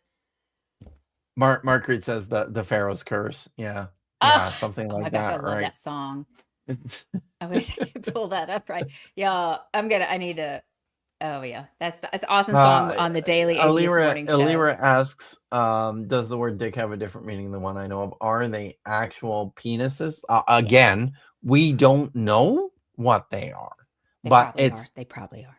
it's that's one of the thoughts that these are actual phallic symbols. I don't know. How do you make a hemorrhoid or a tumor out I'm of so gold? sorry. What does that even Okay. look like? Rats tend to mass after a hard rain, so they probably either had a waterborne junk destroyer or swamp. Swamp. This So is yeah, so it's the all that to say. So the ark is this object that's used in war yep. to court the favor of Yahweh and ensure their victory. It ends up in the temple as the emblem of his presence. Hmm. It's at a It few wasn't a places special before tent that. before this, right? Like it had its own special tent or something. Yeah, so it Yeah. used to it seems to like we're told it was at Shiloh before it was in the temple in Jerusalem, and there was the text says there was a tent shrine at Hmm. Shiloh. Hmm. It was also at Gilgal um before that. But and Shechem. Of I was at course. Shechem for a time. This is my question mark. So this is what, like, after the, like, when the first temple was destroyed, what happened to the ark? I'm sorry, I don't know anything about the It Hebrew probably got melted scriptures. down. We don't know. It just We, disappears from the narrative, but it probably got melted down with everything else that Nebuchadnezzar mm, plundered from mm. the temple. It's just like Or did you ever see Brighton Beach Memoirs with I don't think so. uh oh, who's the guy from Ferris Bueller? He was in it. Oh, Uh Matthew Matthew Broderick. Broderick, yeah. And at the dinner table, it was like in the what 50s or 60s or something, and we were like, well, they have cancer, and every time they whispered, it was like they have cancer. So it's like we don't talk about the ark. We don't know what it is. It's okay. Uh, Oh so man. now probably destroyed by Nebuchadnezzar, but not even necessarily. Mm, Um, it's possible that it disappears from the narrative pretty early. mm, Um, there was the Pharaoh Shishak in the 900s okay. raided Jerusalem Yeah. and made off with a whole bunch of the booty, the plunder from the temple. He might have taken it for all we know. But Okay. whatever happened by the time, certainly it's certainly gone Okay. by the time of the exile. Like Okay. I had one it was more quick destroyed. question, because Yeah. when you said Shishak, I thought you were this who what is Shechaniah? That's in the inscription Oh, thing. The Oh, Shekinah Shekinah. glory. So that's What from does that mean? it means the dwelling. Oh, it does. It's like the Okay. presence. It's like It says the the dwelling presence, the place glory of of Yahweh, the of the Shekinah. Shekinah glory. Yeah, the dwelling place of the presence of Yahweh, Okay. Okay. basically. I had not heard that, so I was okay. So it's Cool. So Shekinah is like a later term that's used within the rabbinical sources as okay. a way of avoiding the implication of saying like the name of Yahweh or the Ark of the Covenant. It's your next book. Nice. Okay. I'll Okay. remember that title Okay, so this is if how if I this get. is fascinating because the ark basically disappeared with the first temple then. And so there was Yeah. not an ark in Herod's temple. No, no. So what There's was not in the the Debir? ark is nothing. As it's empty. By the time of Zerubbabel, the Devere is empty, and they're just I guess they are Are they still splashing, throwing blood in the at the still curtain? throwing blood at the curtain, and they're probably still just splashing blood on the floor And they in still believe in the that God is in the Debir? yeah. Okay. So it within Judaism by that time, the presence of Yahweh is and his connection to the Ark of the Covenant is no longer important. And then there's these legends that develop out of this too, right? Like Right. um second Maccabees tells us that Jeremiah hid the Ark of the Covenant somewhere in the Temple Mount itself, in the actual mountain. Before the temple So was destroyed? yeah, he knew, he could see that. Now, Oh, okay. this is obvious nonsense because Jeremiah, while he was a priest, was part of he was a Levite, so he was connected to the Elites or the priesthood of Eli, Okay. um, which at the time when the Babylonians destroyed Jerusalem and the temple was under the control of the sons of Aaron, which was like a rival Mm. priesthood. So Jeremiah was not, he was not waltzing into the temple and making off with the Ark of the Covenant to go hide it. Like that just wasn't happening. That It doesn't just make sense, right? not Okay. at all. So what's the time period again? Because I don't understand time. Of Of this. Jeremiah. Yeah, yeah. So this is right on the just leading up to the exile, the destruction of Jerusalem. Jerusalem was destroyed in 586 BCE. 586. Okay. All So right. and then like 70 years later, Zerubbabel builds the second temple, the much less impressive second temple, Okay. which then stood right for like 500 years before Herod rebuilt it again. Okay. Sometimes I think we have this tendency to compress these eras and we lose sight of like what we're dealing with. Like the fact that there was a temple, like that Zerubbabel's temple was standing in Jerusalem for like 500 years, right? Like Yeah. But that's that was the yeah. junk Um, car. Yeah. but it Yeah. wasn't that. That's the other thing too here that I think people lose sight of is that for a very long time, it wasn't like there were other temples Yeah. of Yahweh. Um, there was a temple on Mount Gerizim, Gerazim.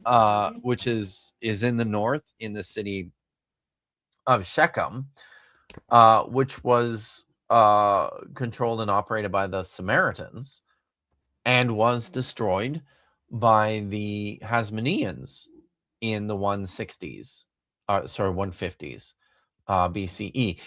Yeah. When so a little bit of background here. There was this this the from the time of the Babylonians, the region was under the control of these various imperial powers. First the Persians, then the Greeks, and it kind of vacillated between in under control of the Ptolemies and the Seleucids Mm-hmm. for a couple hundred years. And at the time, in the mid second century BCE, it was the Seleucids who were in charge. They were in the middle of trying to fend off the Romans, who Uh-huh. were increasing in strength and power. Mm-hmm. And so they were very focused on this.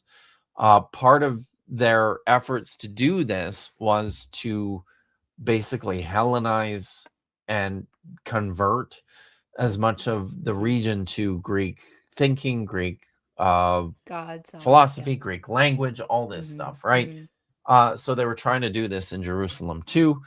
Long story short, there was a lot of resistance to this. All hell Mm-hmm. broke loose. There was basically a guerrilla campaign undertaken by members of the priesthood, which is not at all unusual because violence is a part of the priestly tradition all throughout the Bible.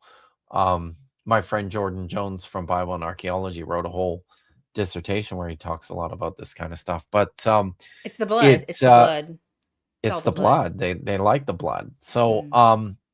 they're the ones, of course, who lead this guerrilla campaign and ultimately end up establishing the first independent Judean state since the time before Nebuchadnezzar. And as part of this, the rulers, who we call the Hasmoneans, Mm-hmm. started to institute a program of like nationalization. They tried to revive the Hebrew language. You know, everybody was speaking Greek or Aramaic at the time, so they tried to revive the Hebrew language. Mm. This is where the introduction of the rituals like the Sabbath Oh, observance and dietary laws is start to this become more prominent because this is what the Hasmoneans are promoting, and of I, course the Torah. I was gonna Um, say the but let me so is this like it didn't like that just show up? Right? Is didn't it? this a time period where it just kind of like the laws and the rituals and that kind It of thing, they becomes just it becomes more widespread. no, Yeah, like it was more it normative. was a king or somebody that was like, "Oh yeah, by the way, this has been in the temple the whole time," and Oh right? no, that's an earlier period. Oh, okay. That's the time of Josiah in the 7th Josiah. century BCE. Okay, So, not crazy. but this is, I mean, it's not altogether that dissimilar. Where I Mm, mean, they had these texts around for a while, but it was the Hasmoneans who are like, yeah, let's put them together and let's really okay. focus on them. Like, so this was all part of this program. But in as part of that too, they suppressed and so they suppressed the rival Yahweh worshiping groups like the Oh. Samaritans, and Mhm. part of that was destroying their temple to Yahweh on Mount Gerizim. Okay. Uh, there was we're told of a temple of Yahweh in a place called Leontopolis, which was founded. That's in Egypt, Oh, and that was okay. founded by one of the brothers of the high priest in like the 170s, the 180s, 170s BCE. Again, after the priesthood in Jerusalem was deemed to be corrupt. Mhm. So this guy left because he was worried that he was going to get killed. Took a bunch of people with him. Yes, so these are the Maccabees. But he took a bunch of people with him and established a rival temple to Yahweh in Egypt, in this place called Leontopolis. Who was And this again? I'm sorry, I got Josephus, distracted by that. it's a this the name of the guy of this Oh, figure is Onias the fourth.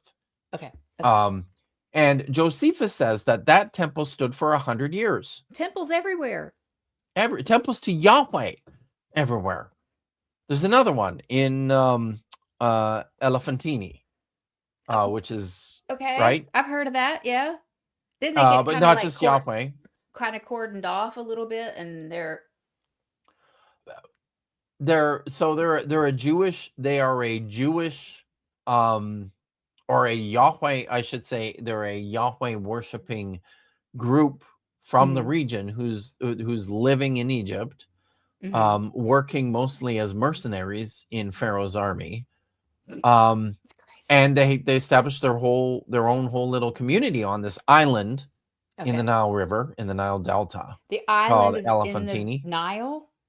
Yeah, it's in the I Nile didn't know Delta. this. Is it near Alexandria or not? Uh, Do you know? Don't you know Yeah, my everything? geography on this is not Come on. great, Okay. No, so okay. sorry. Sorry. I just find this I think it's a fascinating. I know, right? It's fun. Mm-hmm.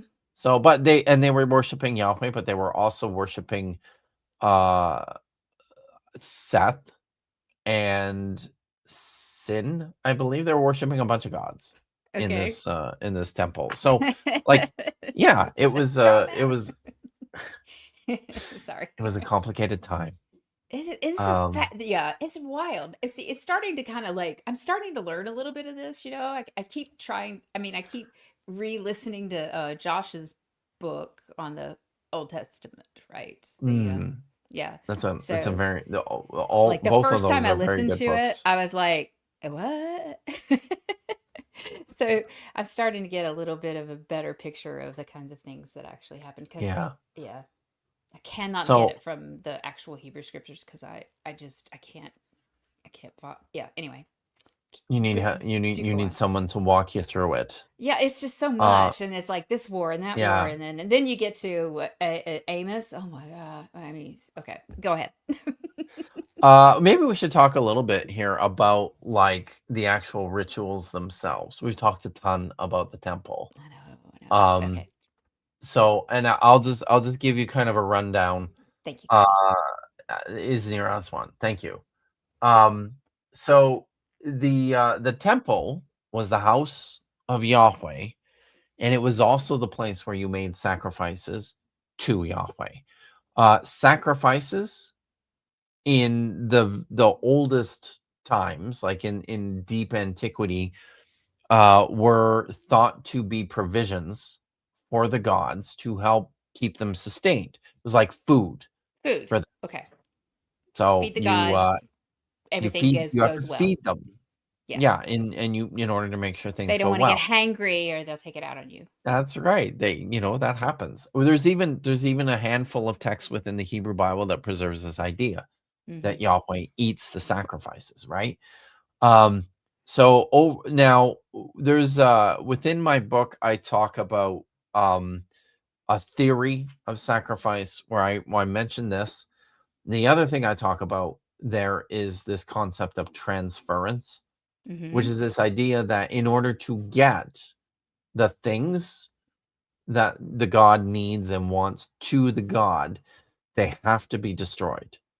So you offer Okay. food up, you burn it all. Anything that you are giving to the gods, you burn it to a crisp.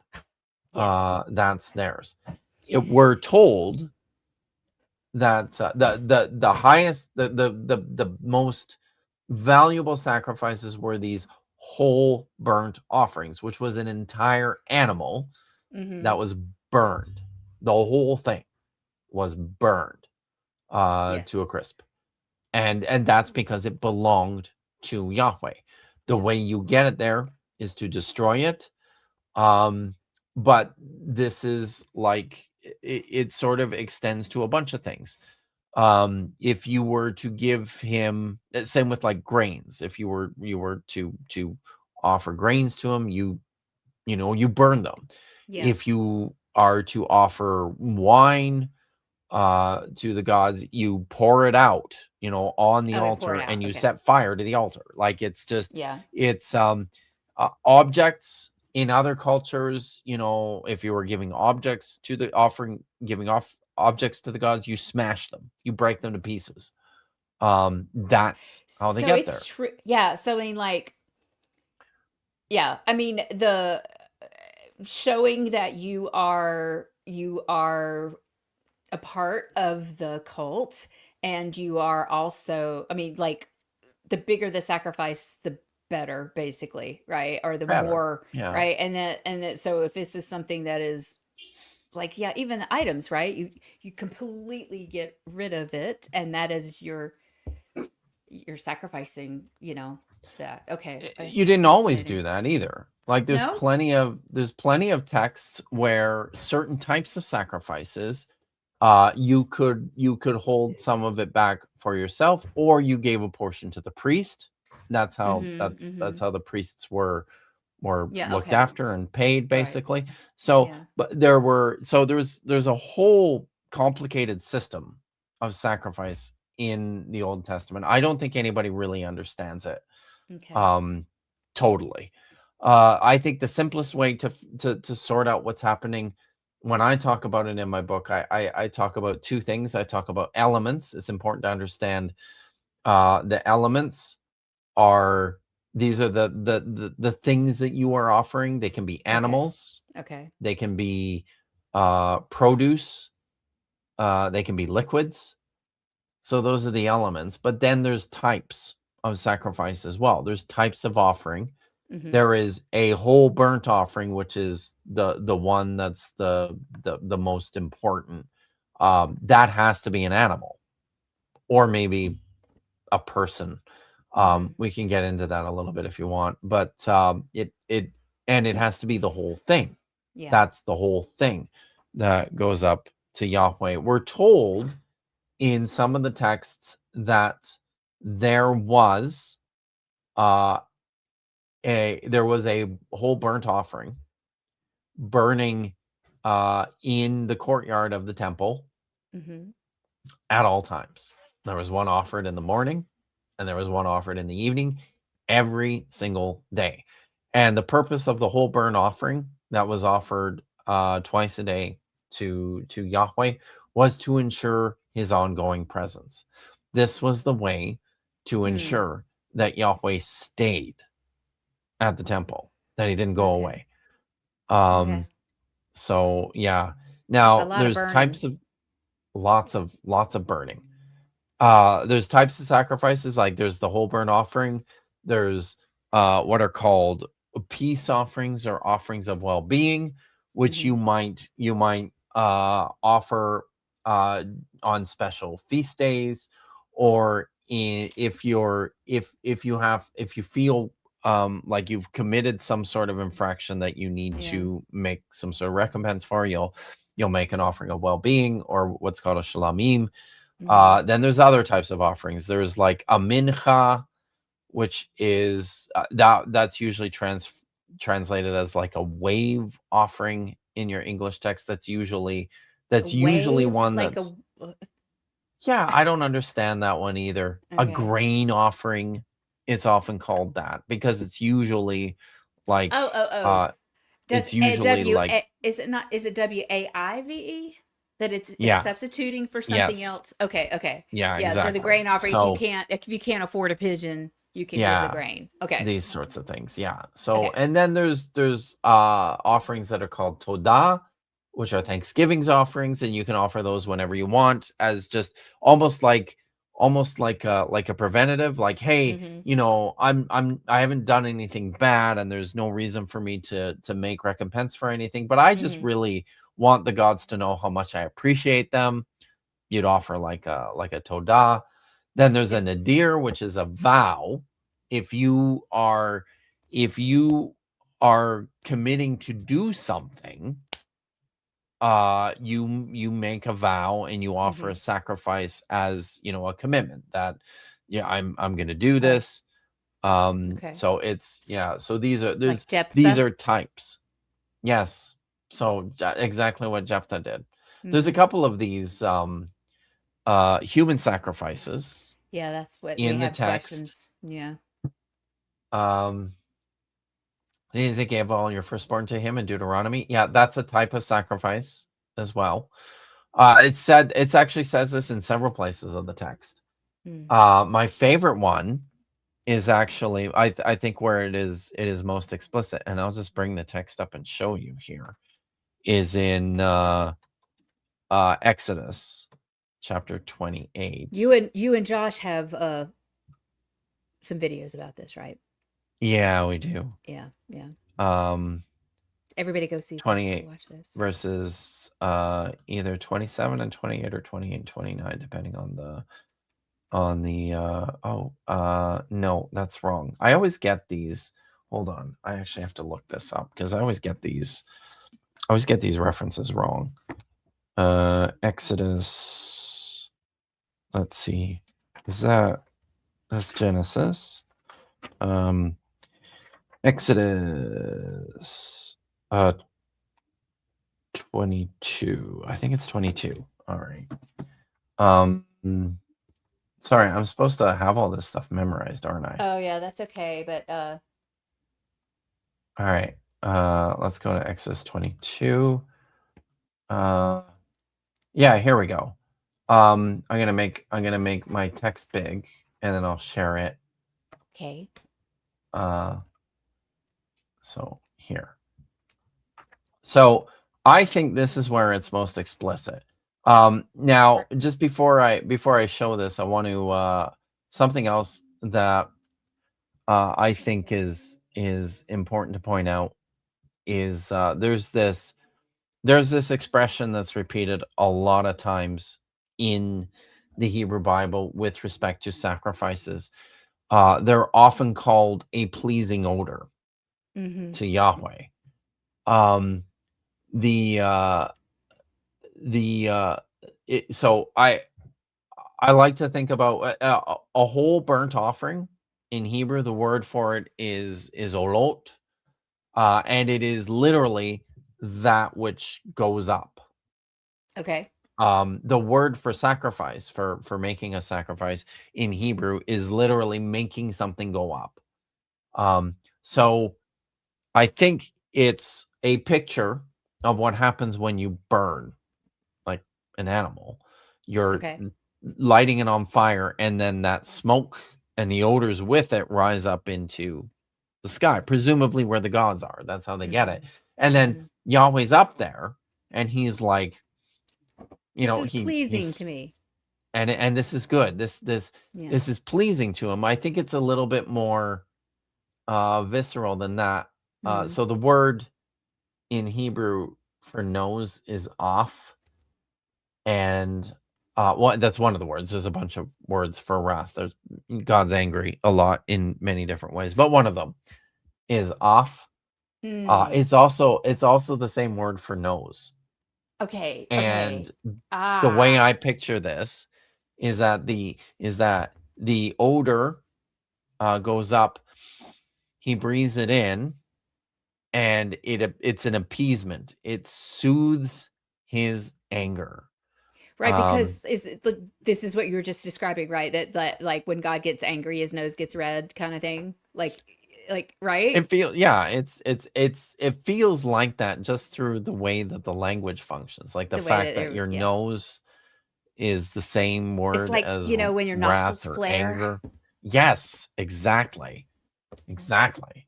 So I think that's important to keep in mind here as we talk about this. So Okay. if we want to bring up this text, Okay. there is evidence within the text, within the Hebrew Bible text, of these rituals that were performed of child sacrifice. Sorry, I didn't quite get there. Okay. Um, so here's what it says. Now, the way my friend Joel puts it, and I agree with him, the text is very dense. It's very opaque. The Hebrew here, so it's not the easiest to read or to understand, and that's part of why there's a lot of dispute about this. I personally think most of it's just a bunch of cope, but here's what the text says.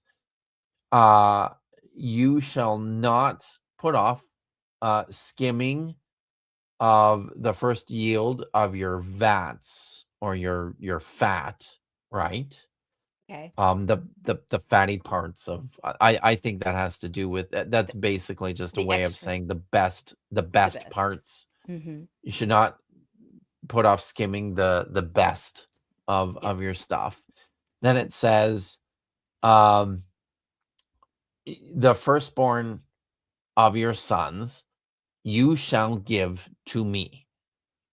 Now, what does that mean? Lots of commentators want to say, oh, well, that just means that your firstborn son you dedicate to the service of Yahweh. Maybe he goes and works the at this time. This is Exodus, so it envisions, the tabernacle. Maybe they go and work, they sweep floors at the tabernacle or something, or they, Yeah. you know, maybe that's it. You give him to me, you put him in my service. Yeah. But then look at what it says after this. Shall do the So same. you shall do the same thing for your cattle and your flocks. I like the way Heath Durrell, who wrote the fantastic book Child Sacrifice in Ancient Israel, he translates this: you shall do the same for your ox and your flocks. And this is really the critical part here. 7 days he shall remain with his mother. Uh, on the 8th day you shall give him to me. So now the him here, uh, is this the ox and the flocks? Is this the firstborn among your sons? Is it all of them? It's the firstborn, and then you do the same. You do the same, right, with your Mm, ox and your flocks. Now, this doesn't make any sense if you're giving your son to temple service right. on the 8th day. Right. Um, what happens when you take a baby, an 8-day-old baby, away from their mother? I mean, they're gonna die. They're gonna die. Hmm. It's not. It seems pretty obvious to me that what this is a description of a specified offering of the firstborn Yeah. to Yahweh. The rationale for this is, like, this sounds horrible to us, and we always envision people who did these things as monsters. Um, but the rationale for this, I like the way, like, so you have to set this in the appropriate social demographic kind of context. Hmm. We live in a time when most women are able to carry a child to term. Childbirth Mm. is something that is, the fact that most women survive childbirth and most children are delivered alive in our Yeah. modern, I mean, it's uh, dangerous. Childbirth is dangerous. Yeah. incredibly dangerous. Yeah. Even as safe as it is now, Yeah. it's still super dangerous. Hmm. It's not uncommon for women to breach and to have a C-section, right? Like, Hmm. that happens all the time. Hmm. In antiquity, your children, when if you brought them to term, chances were very high that they just would not survive. Anyways, um, we think it's easier to understand this with animals. You give the firstborn of your ox and your flocks. Don't He says, don't put off skimming the first of your yield. Make sure you give it to me. The reason you do that is to ensure future productivity. If you give the first and the best of your flocks, it's like a vouchsafe. You give it to God. It's a way of ensuring that he's going to bless you, Hmm. and your animals are going to be productive. It, It's the same thing when it comes to children. it it's hard for me though because because of the high infant mortality rate, giving up a child in that, that's kind of crazy to me, right? I mean, Yeah. are they like, oh well, it may die anyway, so you know what I mean? So It just seems like if a you crazy sacrifice, even another more way, so. yeah. So I think it's so one of the ways that Heath Durrell frames this. I have a couple of videos with Heath Durrell on my channel. I encourage everyone to watch them. They're fascinating, where he talks all about child sacrifice in ancient Israel. Okay. One of the ways that he frames this is that, like, there's modern cultures today where traditionally a child is not even named until after they're like 3 months old, on the expectation that they're just they're the the chances are high they're not going to make it. Mm, Um, mhm. in some cultures, a woman will give the same name to a child until It until it survives. sticks, until it survives, until it's the one that Yeah. makes it. So, in this culture where everything is kind of on a knife's edge, it's like your firstborn child, uh, just that one's the one we sacrifice, and then from here for like that the and that's going to ensure that all the other ones, uh, I'm gonna be able to carry to term, and I'm gonna, you know, I they're mean, they're gonna the survivability is higher. yeah, I mean, So that's the mindset, yeah. right? It's So it very hard sounds for me. It's terrible. I know it's very very hard for me to put my mind around it. I mean, it's like as if most of your children die, then but you're deliberately killing one of them. That still it's very very hard for me Yeah. Yeah. to No, it's it's it's like like I oh said, this one can survive. So anyway, I just it's terrible. yeah Um, but yeah, I think we and a lot of this, like I think because we our our world, this culture in which we live is not very old. It's 100, 200 years, yes 300 years it's old, and very it's not but like I just don't people. anthropologically I don't understand this. You see what I'm saying? Because Yeah, it's not because children are so precious because so many did die in infancy or yeah. didn't make it to 5, right? And so it's like it doesn't seem like it's very I can't I can't I see it as like as a big sacrifice to show that you are a part of the community, that you are, like not trying to do things that are going to appease God, right? So it's like that big sacrifice. I understand that part of the ritual and the religion, but it doesn't seem very anthropologically sound. Like, So this yeah, is the argument. This is the argument that was made by um what's his name? Shoot, I'm drawing a blank. He wrote a big commentary on the book of Exodus and was absolutely certain that nobody in ancient Israel ever practice child sacrifice because, like you said, he called it Darwinian suicide. Like, it doesn't make anthropological sense yeah, when the resources are, but it just like in practice, and Heath Terrell does a very good job of showing this.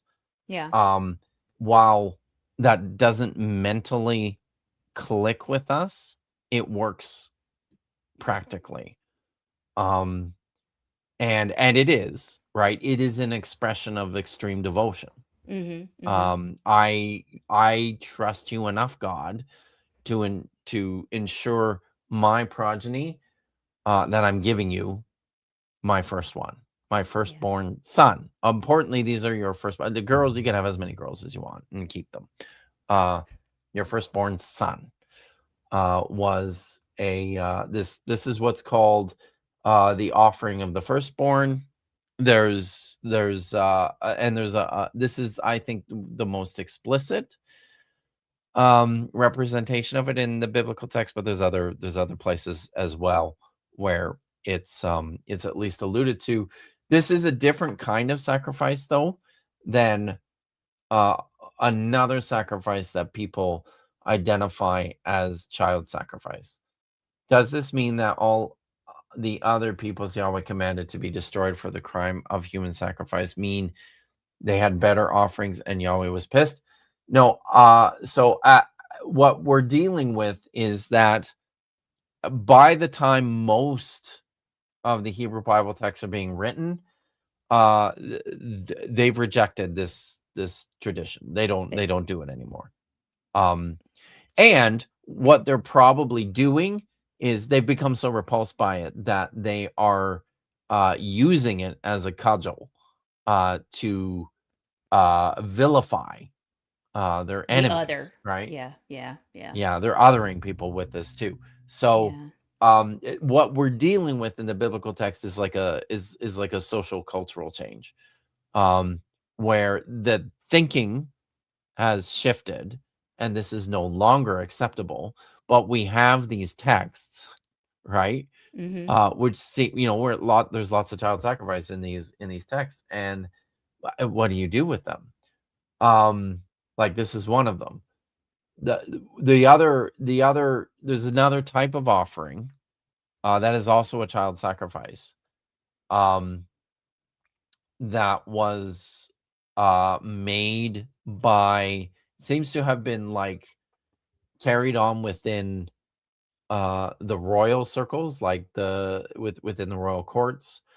Um, it seems like this was a ritual that was imported from other surrounding nations. Mm-hmm. These are the so-called sacrifices to Molech. Um, Molech is not a god. It's the Uh, type of sacrifice. it's the type Yeah. of sacrifice. It's a Okay. Molech sacrifice, and they're not sacrifices to the god Moloch. These are Molech sacrifices to the god Yahweh. Um, and we have the Deuteronomist who wrote, First and Second Samuel, First and Second Kings, tells us that at least two Jewish kings, made these sacrifices. Both Asa and was it Asa or was it Ahaz and Manasseh are said to have sacrificed their firstborn as part of this ritual, as part of this offering. There's several places in the book of Leviticus where it is condemned, said you can't do this. Right. Right. Um, our translations read these as, you can't sacrifice your children to Molech. Don't do that. That's terrible. Um, but it's really weird if that's what it is. It reads better as you shall not make these mulk offerings, these child sacrifices to me, to Yahweh. I don't want these, because Mm. these texts in Leviticus also say that these sacrifices defile the courts of Yahweh. So, like, they have to be offerings. They're offerings to Yahweh, and he's complaining about them. I don't want them. I hate them because they're defiling they're defiling my temple. It's just like Um, this big turnaround, basically. yes. Right, because Yeah. they were required before. So, They decided that, and I don't know, I don't think required is necessary. Like it seems within it does say that in Exodus, right? It says that. yeah. So these ones were requirements. The milk Mm-hmm. sacrifices weren't. Oh, oh. These were something else. And then there's another form there's two other forms of human sacrifice It just in keeps the going? Bible. It does. So there are a couple of instances where it seems that child sacrifices were required in the fulfillment of a vow, Jephthah's offering, Right, right. right? Mm-hmm. Um, there's a famous story in maybe not so famous, in Second Kings chapter 3, featuring um, Misha, the king of Moab, Mm-hmm. fought a series of wars with Israel, and we actually have. It's neat because we have like um, we have some of his inscriptions which talk Right. about these. Yeah. Um, but in one of these stories in Second Kings chapter 3, it says that um, the Israelites chase the Moabites back into Moab, and they're holed up in their stronghold at this place called Kir Hanasat.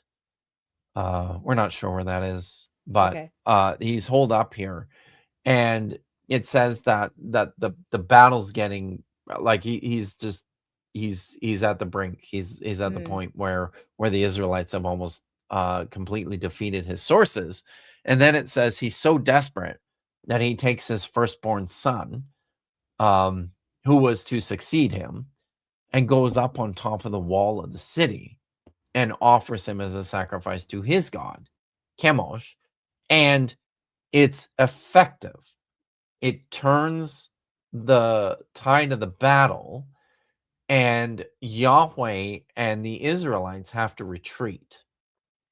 Um, because the power Of of the this vowed offering is too much for them. It worked essentially.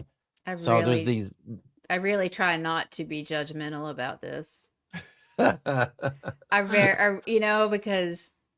think you can be, cultures do but what you with cultures do some though. measure, right? Like, yeah, it was just yeah, and the antiquity was terrible. Ancient times where nobody should want to.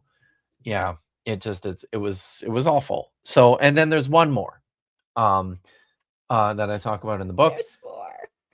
and that is it's very prominent in the book of Joshua, but we know it from other sources as well. It actually appears in this inscription from Mesha, the king of Moab. Jeremiah talks about this. These are the Cherem offerings.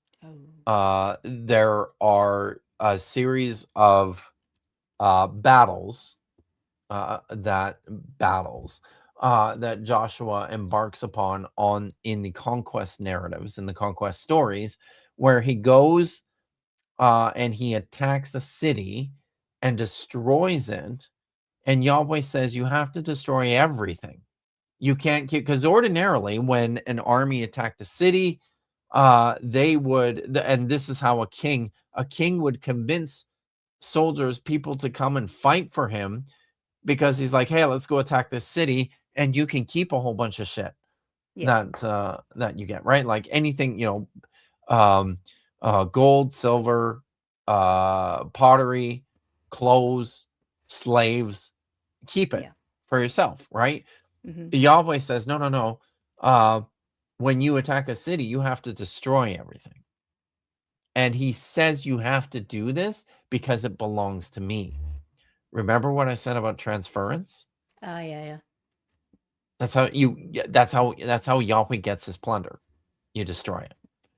Um, and it's kind of a sign of like fanatical devotion Yes. for the soldiers, the whole army to go, yeah, we're gonna go fight this battle, and we're gonna come home with nothing because we're giving it all to God or to the gods. So these are a type of human sacrifice. Yeah, this last one, like, it puts into perspective, because people read the genocidal parts, right, of the Hebrew Yeah. scriptures, and like it's like, why? Like, Why? why? Yeah. Yeah. And it's because it's God's, right? You have to completely It's got destroy it it in belongs order to to him. get. Yes. Yeah. Yeah. It's his stuff. You can't take his stuff. So, I'll mention, there's actually another really interesting text in, I think it's Numbers 31, which talks about the Israelites attacking the Midianites. And Hmm. then Hmm. it goes to great, they win, and then it goes through this really long list of plunder. Like, Hmm. they kept back, a portion of sheep for them. Oh, the soldiers kept back a portion of the sheep and the cattle, and the people for themselves. And they got a greater portion. And then it says, the people who didn't go to war got a smaller portion of the sheep and the cattle, and the humans, the people, for slaves. And then Hmm. it says that Yahweh got his portion of Hmm. cattle, sheep, and people. Uh, Hmm. and you know, it. I think apologists will gloss over this and go, "Oh, right, yeah, like again, just going into the service of Yahweh. Are you kidding me?" Like, Yeah. with so not just anybody goes into the service of Yahweh. You Yeah. have to be part of the right family. Hmm. You have to be the right gender. You have to be ritually pure. There's all these things you have to do. No, it's and again, the way you get things when Yahweh wants something, the way you get it to him is you kill it. You destroy it. So yes, lots and lots of sacrifice, child sacrifice, human sacrifice in the Yeah. Bible. Yeah. It's all there. And I mean, I think to their credit, at least, the later writers of the text recognized how horrible this was Yeah.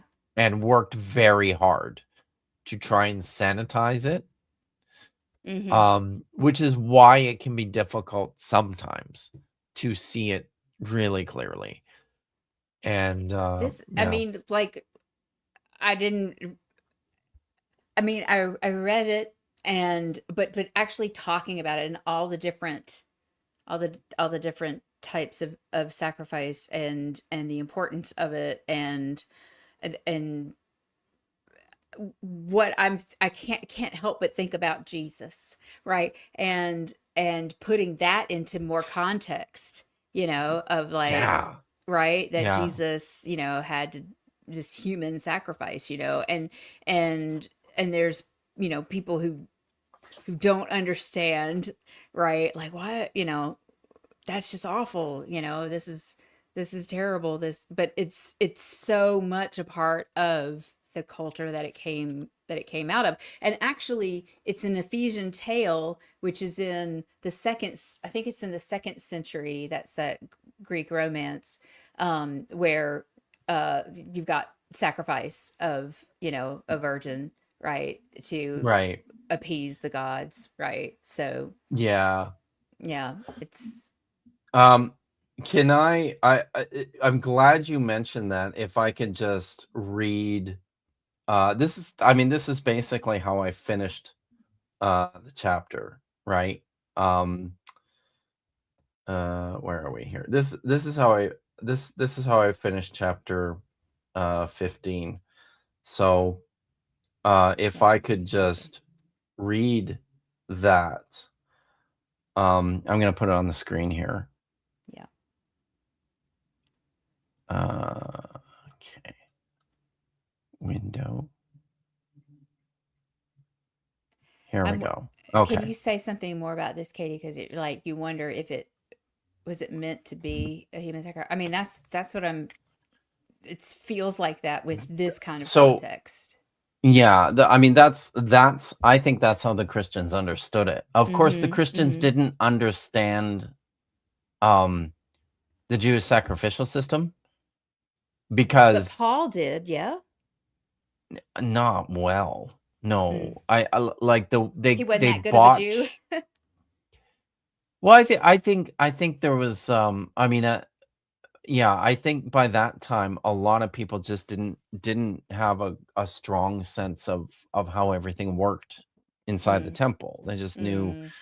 So, but like, Okay. because one of the things we see is that like it's the sacrifice of Jesus, if it's a sacrifice for the atonement of sin, Mm-hmm. like it's not, it doesn't work in accordance with the way the system works, right? It's like the wrong kind of a sacrifice. Uh like the sacrifices on the Day of Atonement were for these were for the sins of the entire nation, but not like all of them. It Mm. was like to cover for anything that people did by accident without knowing it.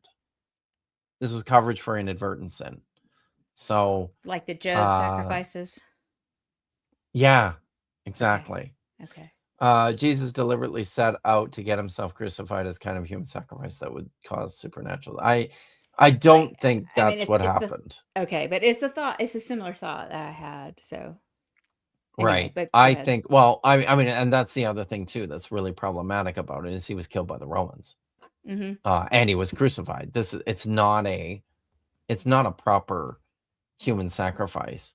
What Right. actually Oh, happened right. was Jesus caused a disturbance in the temple on a high holiday. was apprehended by the Jews, but also with tensions being what they were, the Romans just yanked him right away and said, "Yeah, we're putting this shit down now."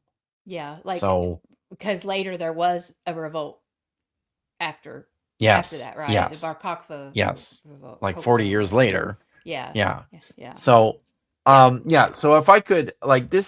this is Oh, how I sorry, I finish didn't up the see it. chapter Sorry. here. Yep. Um, so and there's this really interesting text in Micah, living and writing, right at the end of the 8th century BCE.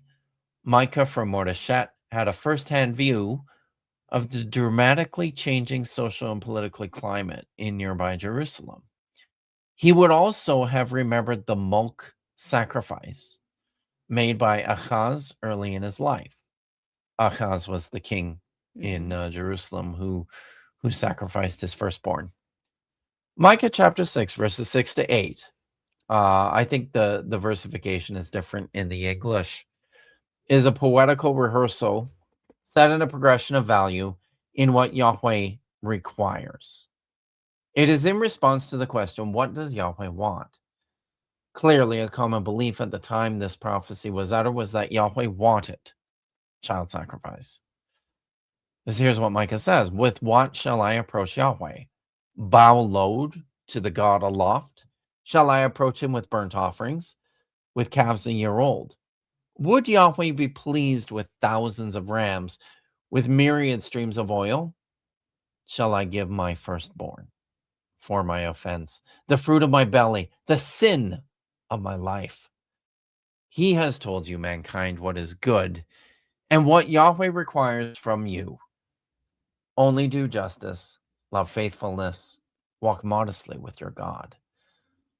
So, I mean, Micah's point is that I'm just pausing here for a second. Micah's point is that obedience is better than sacrifice, but he is not calling for an end of like the whole system. It's not Mm, his intent to say sacrifice is bad.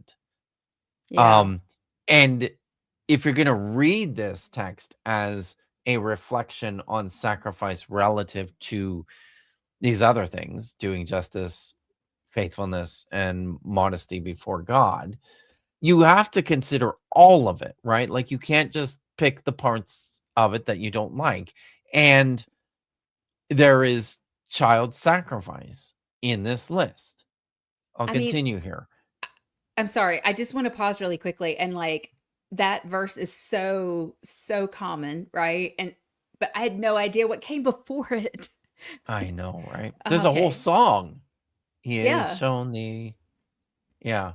We used to sing it around the campfire at Bible camp.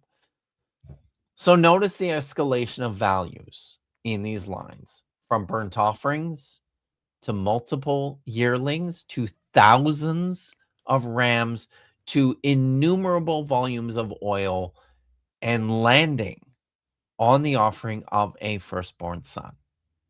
The message, if only implicitly, is that child sacrifice was the ultimate sacrifice. It was viewed not lightly. It was a deadly serious act born out of a combination of devotion and desperation. People probably never sacrificed their children out of malice, anger, or sadism. Mm. They did so because they were convinced that they had no other option.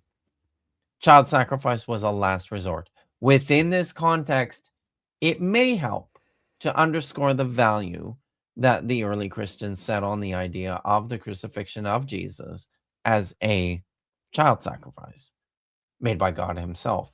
Mhm. A theologian might say that it took a human sacrifice to end all sacrifices. But importantly, this is not to trivialize the effectiveness of this act. From within a Christian worldview, the torture and slaughter of Jesus worked. I would hope that a thoughtful exploration of this morbid topic also reinforces for us the strong sense of relief that we've moved beyond the belief that such acts were ever necessary. Thank God. the theory and practice of sacrifice has run its course. Mm. But oh no, I don't want to leave the studio. Sorry. I No. wanted to stop sharing my screen. I So, mean, yeah, it's but I think that's yeah, it's like just Christians. I made a video. I think it's an excellent video. It's one of my favorites. I made a video a couple years ago, um, about this topic because there was a couple of Christian apologists. One of them is Tim Barnett. This is a red pen logic. Mr. mm. B, I don't Oh know if you've yeah. heard him. He's Yeah. kind of silly, I think. But Yeah. he was poo-pooing this idea that uh that the crucifixion of Jesus was a child sacrifice because that's silly. Jesus was a full-grown man. Uh like but I really think, and especially when you read Paul, right? Mhm. Mhm. Paul understands how crucial the blood of Jesus was, Yeah. and how much, in his estimation, how much it worked. This is the point. The Mhm. point is, it worked. It worked. From the perspective of the ancient Israelites, they did it because they believed that it worked. Mhm. The Christians promoted this theology of blood atonement because they believed it worked. I think this just needs to be underscored. The people just need to understand what Yeah. this means, Yeah. right? Yeah, and it's telling, isn't it, that like that theology is like strongest, right? Yeah, Well, I mean with Paul, but also with John, like it's what the later gospels, like what the community um right. was per, were perpetuating at that time. Behold the Lamb of God that takes away the sins Mhm. of the world. Like, I mean, Mhm. how more explicit can you get Yeah. than Yeah. that? Yeah. Um, returning to um a theory of sacrifice that I lay out in the book. Mhm. This is all about, again, appeasing God's wrath. Sin and transgression and impurity is an affront to God that needs to be dealt with. It's dealt with in the form of sacrifice. That's at the out at the base of it. That's what that's what the crucifixion is in Yeah. the estimation within Christian theology, right? I mean, It's it's yeah, I get I this has really been helpful to me to kind of even put even more of a perspective, right? Of like to have a fuller picture of what the purpose of sacrifice was. But yeah. it just but it also kind of just goes back to the character of God, like somebody gotta die, I mean, like, why? So much death too. Like when you read Yeah. through, like something that's like crazy is if you look at like something like Solomon's temple dedication ceremony, Hmm. uh where they're like, the text says, I doubt this actually happened, but I think there probably were like huge numbers of animal and human sacrifices that took place on like these memorial days and in these memorial Yeah. events. But like, First Kings tells us that Solomon sacrificed like tens of thousands of animals on a single day. I mean, it's just not possible, That's really. not, I mean, uh no, I mean, anthropologically, that doesn't work because you got to have food, no. right? I Yes, mean, that's just exactly. not gonna, yeah. So, no, see, Jesus went to work at the temple for a weekend, like a lamb. Yes, That's very nice. awesome. Well, not nice, but yeah, it's very good. Yeah. Very clever. Yeah. So, yeah. Mm. No, this is really, I guess. I guess we have to end at some point here. At some It's point, I guess. so cool. Wow, Uh, it is late. it's getting, I know, it's just like time flies, right? We're having so Yeah. much fun. Oh man. Yeah, I'm really glad we did that. I'm really glad we did both Yeah, me chapters. Like too. the ideas in both is Uh, really interesting. And like I said, I've read it, I've listened to it, but like just like being able to slow down a little bit and talk through it, yeah. it just really helps to kind of And see. I'll take the opportunity for to apologize for bumming everybody out here at Oh, the end with with this with some of this stuff, which is really awful. But I think I don't know. I mm, continue to reflect. I just I'm constantly as you know me. I fucking love the Bible, right? Um, but I am constantly just so thankful that I am alive in the 21st century, yeah. that I live in this country. I know your guys' country is going to shit, but it's still not. I mean, it could be much, much I mean, worse, think right? Like about the it, way our parents or grandparents or just great grandparents lived. It's just completely different.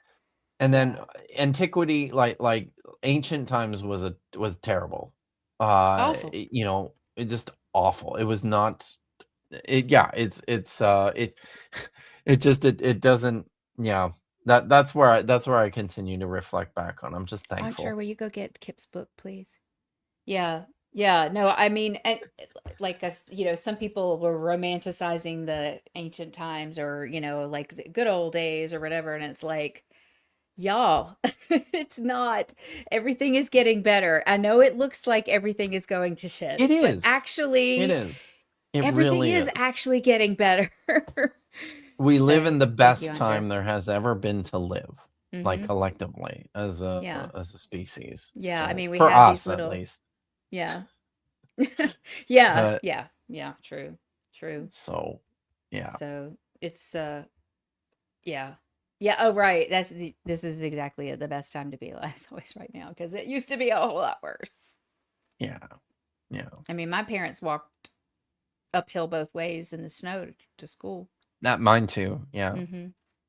Yeah. So So they must have gone to the same school. I guess so. There's there's a lot of mountains in Virginia. There's a lot of mountains in Mm. Canada. So yeah. Actually, so yeah, but I it doesn't really work where I grew up because I you know, my parents grew up on the prairies. So Okay. there's Bureau Mountains there. Some, Yeah. but you know, I wouldn't stop them from telling stories. Yeah. But yeah, Yeah. Yeah. So yeah, okay. So we can do this again sometime. Yeah, yeah, there's more anytime. chapters in your Uh, book, and there's a couple more. there's a few more. You're almost done. So yeah, Yeah, I love doing these. So yeah, and even after we finish the book, I'm sure if you're happy to have me back, I have other absolutely. things Oh I can yeah. talk about too. No, you got to write So another book. I won't let you on until you. I'm just I kidding. do need to write another book. No, Yes. there's so much. I mean, like I said, it just really, I could never really make myself like read the whole Hebrew Bible all the way through. Like I get to a point and I just can't. I just have to stop because it doesn't make sense to me. But you make it make sense, and it's really Oh, helpful. So thanks. yeah, yeah, it's a lot of That's fun. what that's what I'm trying to do. So I'm happy to see that it's working for some people. Yep, So that's cool. Excellent. all All right. right. Well, thank you again, and I'm glad to be back, you guys. And hopefully, I'll have Yeah. some other cool stuff to post in the next couple of weeks. But yeah, yeah, I'll be back next week. I don't know who's going to be with me yet, but I Joining will. you. I'll be here. Yep, yep. It'll be So, great. It always is. So it is. I have just great people to talk to. That's what's so fun about this. So there's a lot of great people in our community to talk to. definitely, definitely. Yeah. Well, thank you again. Everybody take care. My And pleasure. what are you going to say, Kip? Oh, be good, stay safe, and as always, Hatikva. Thanks.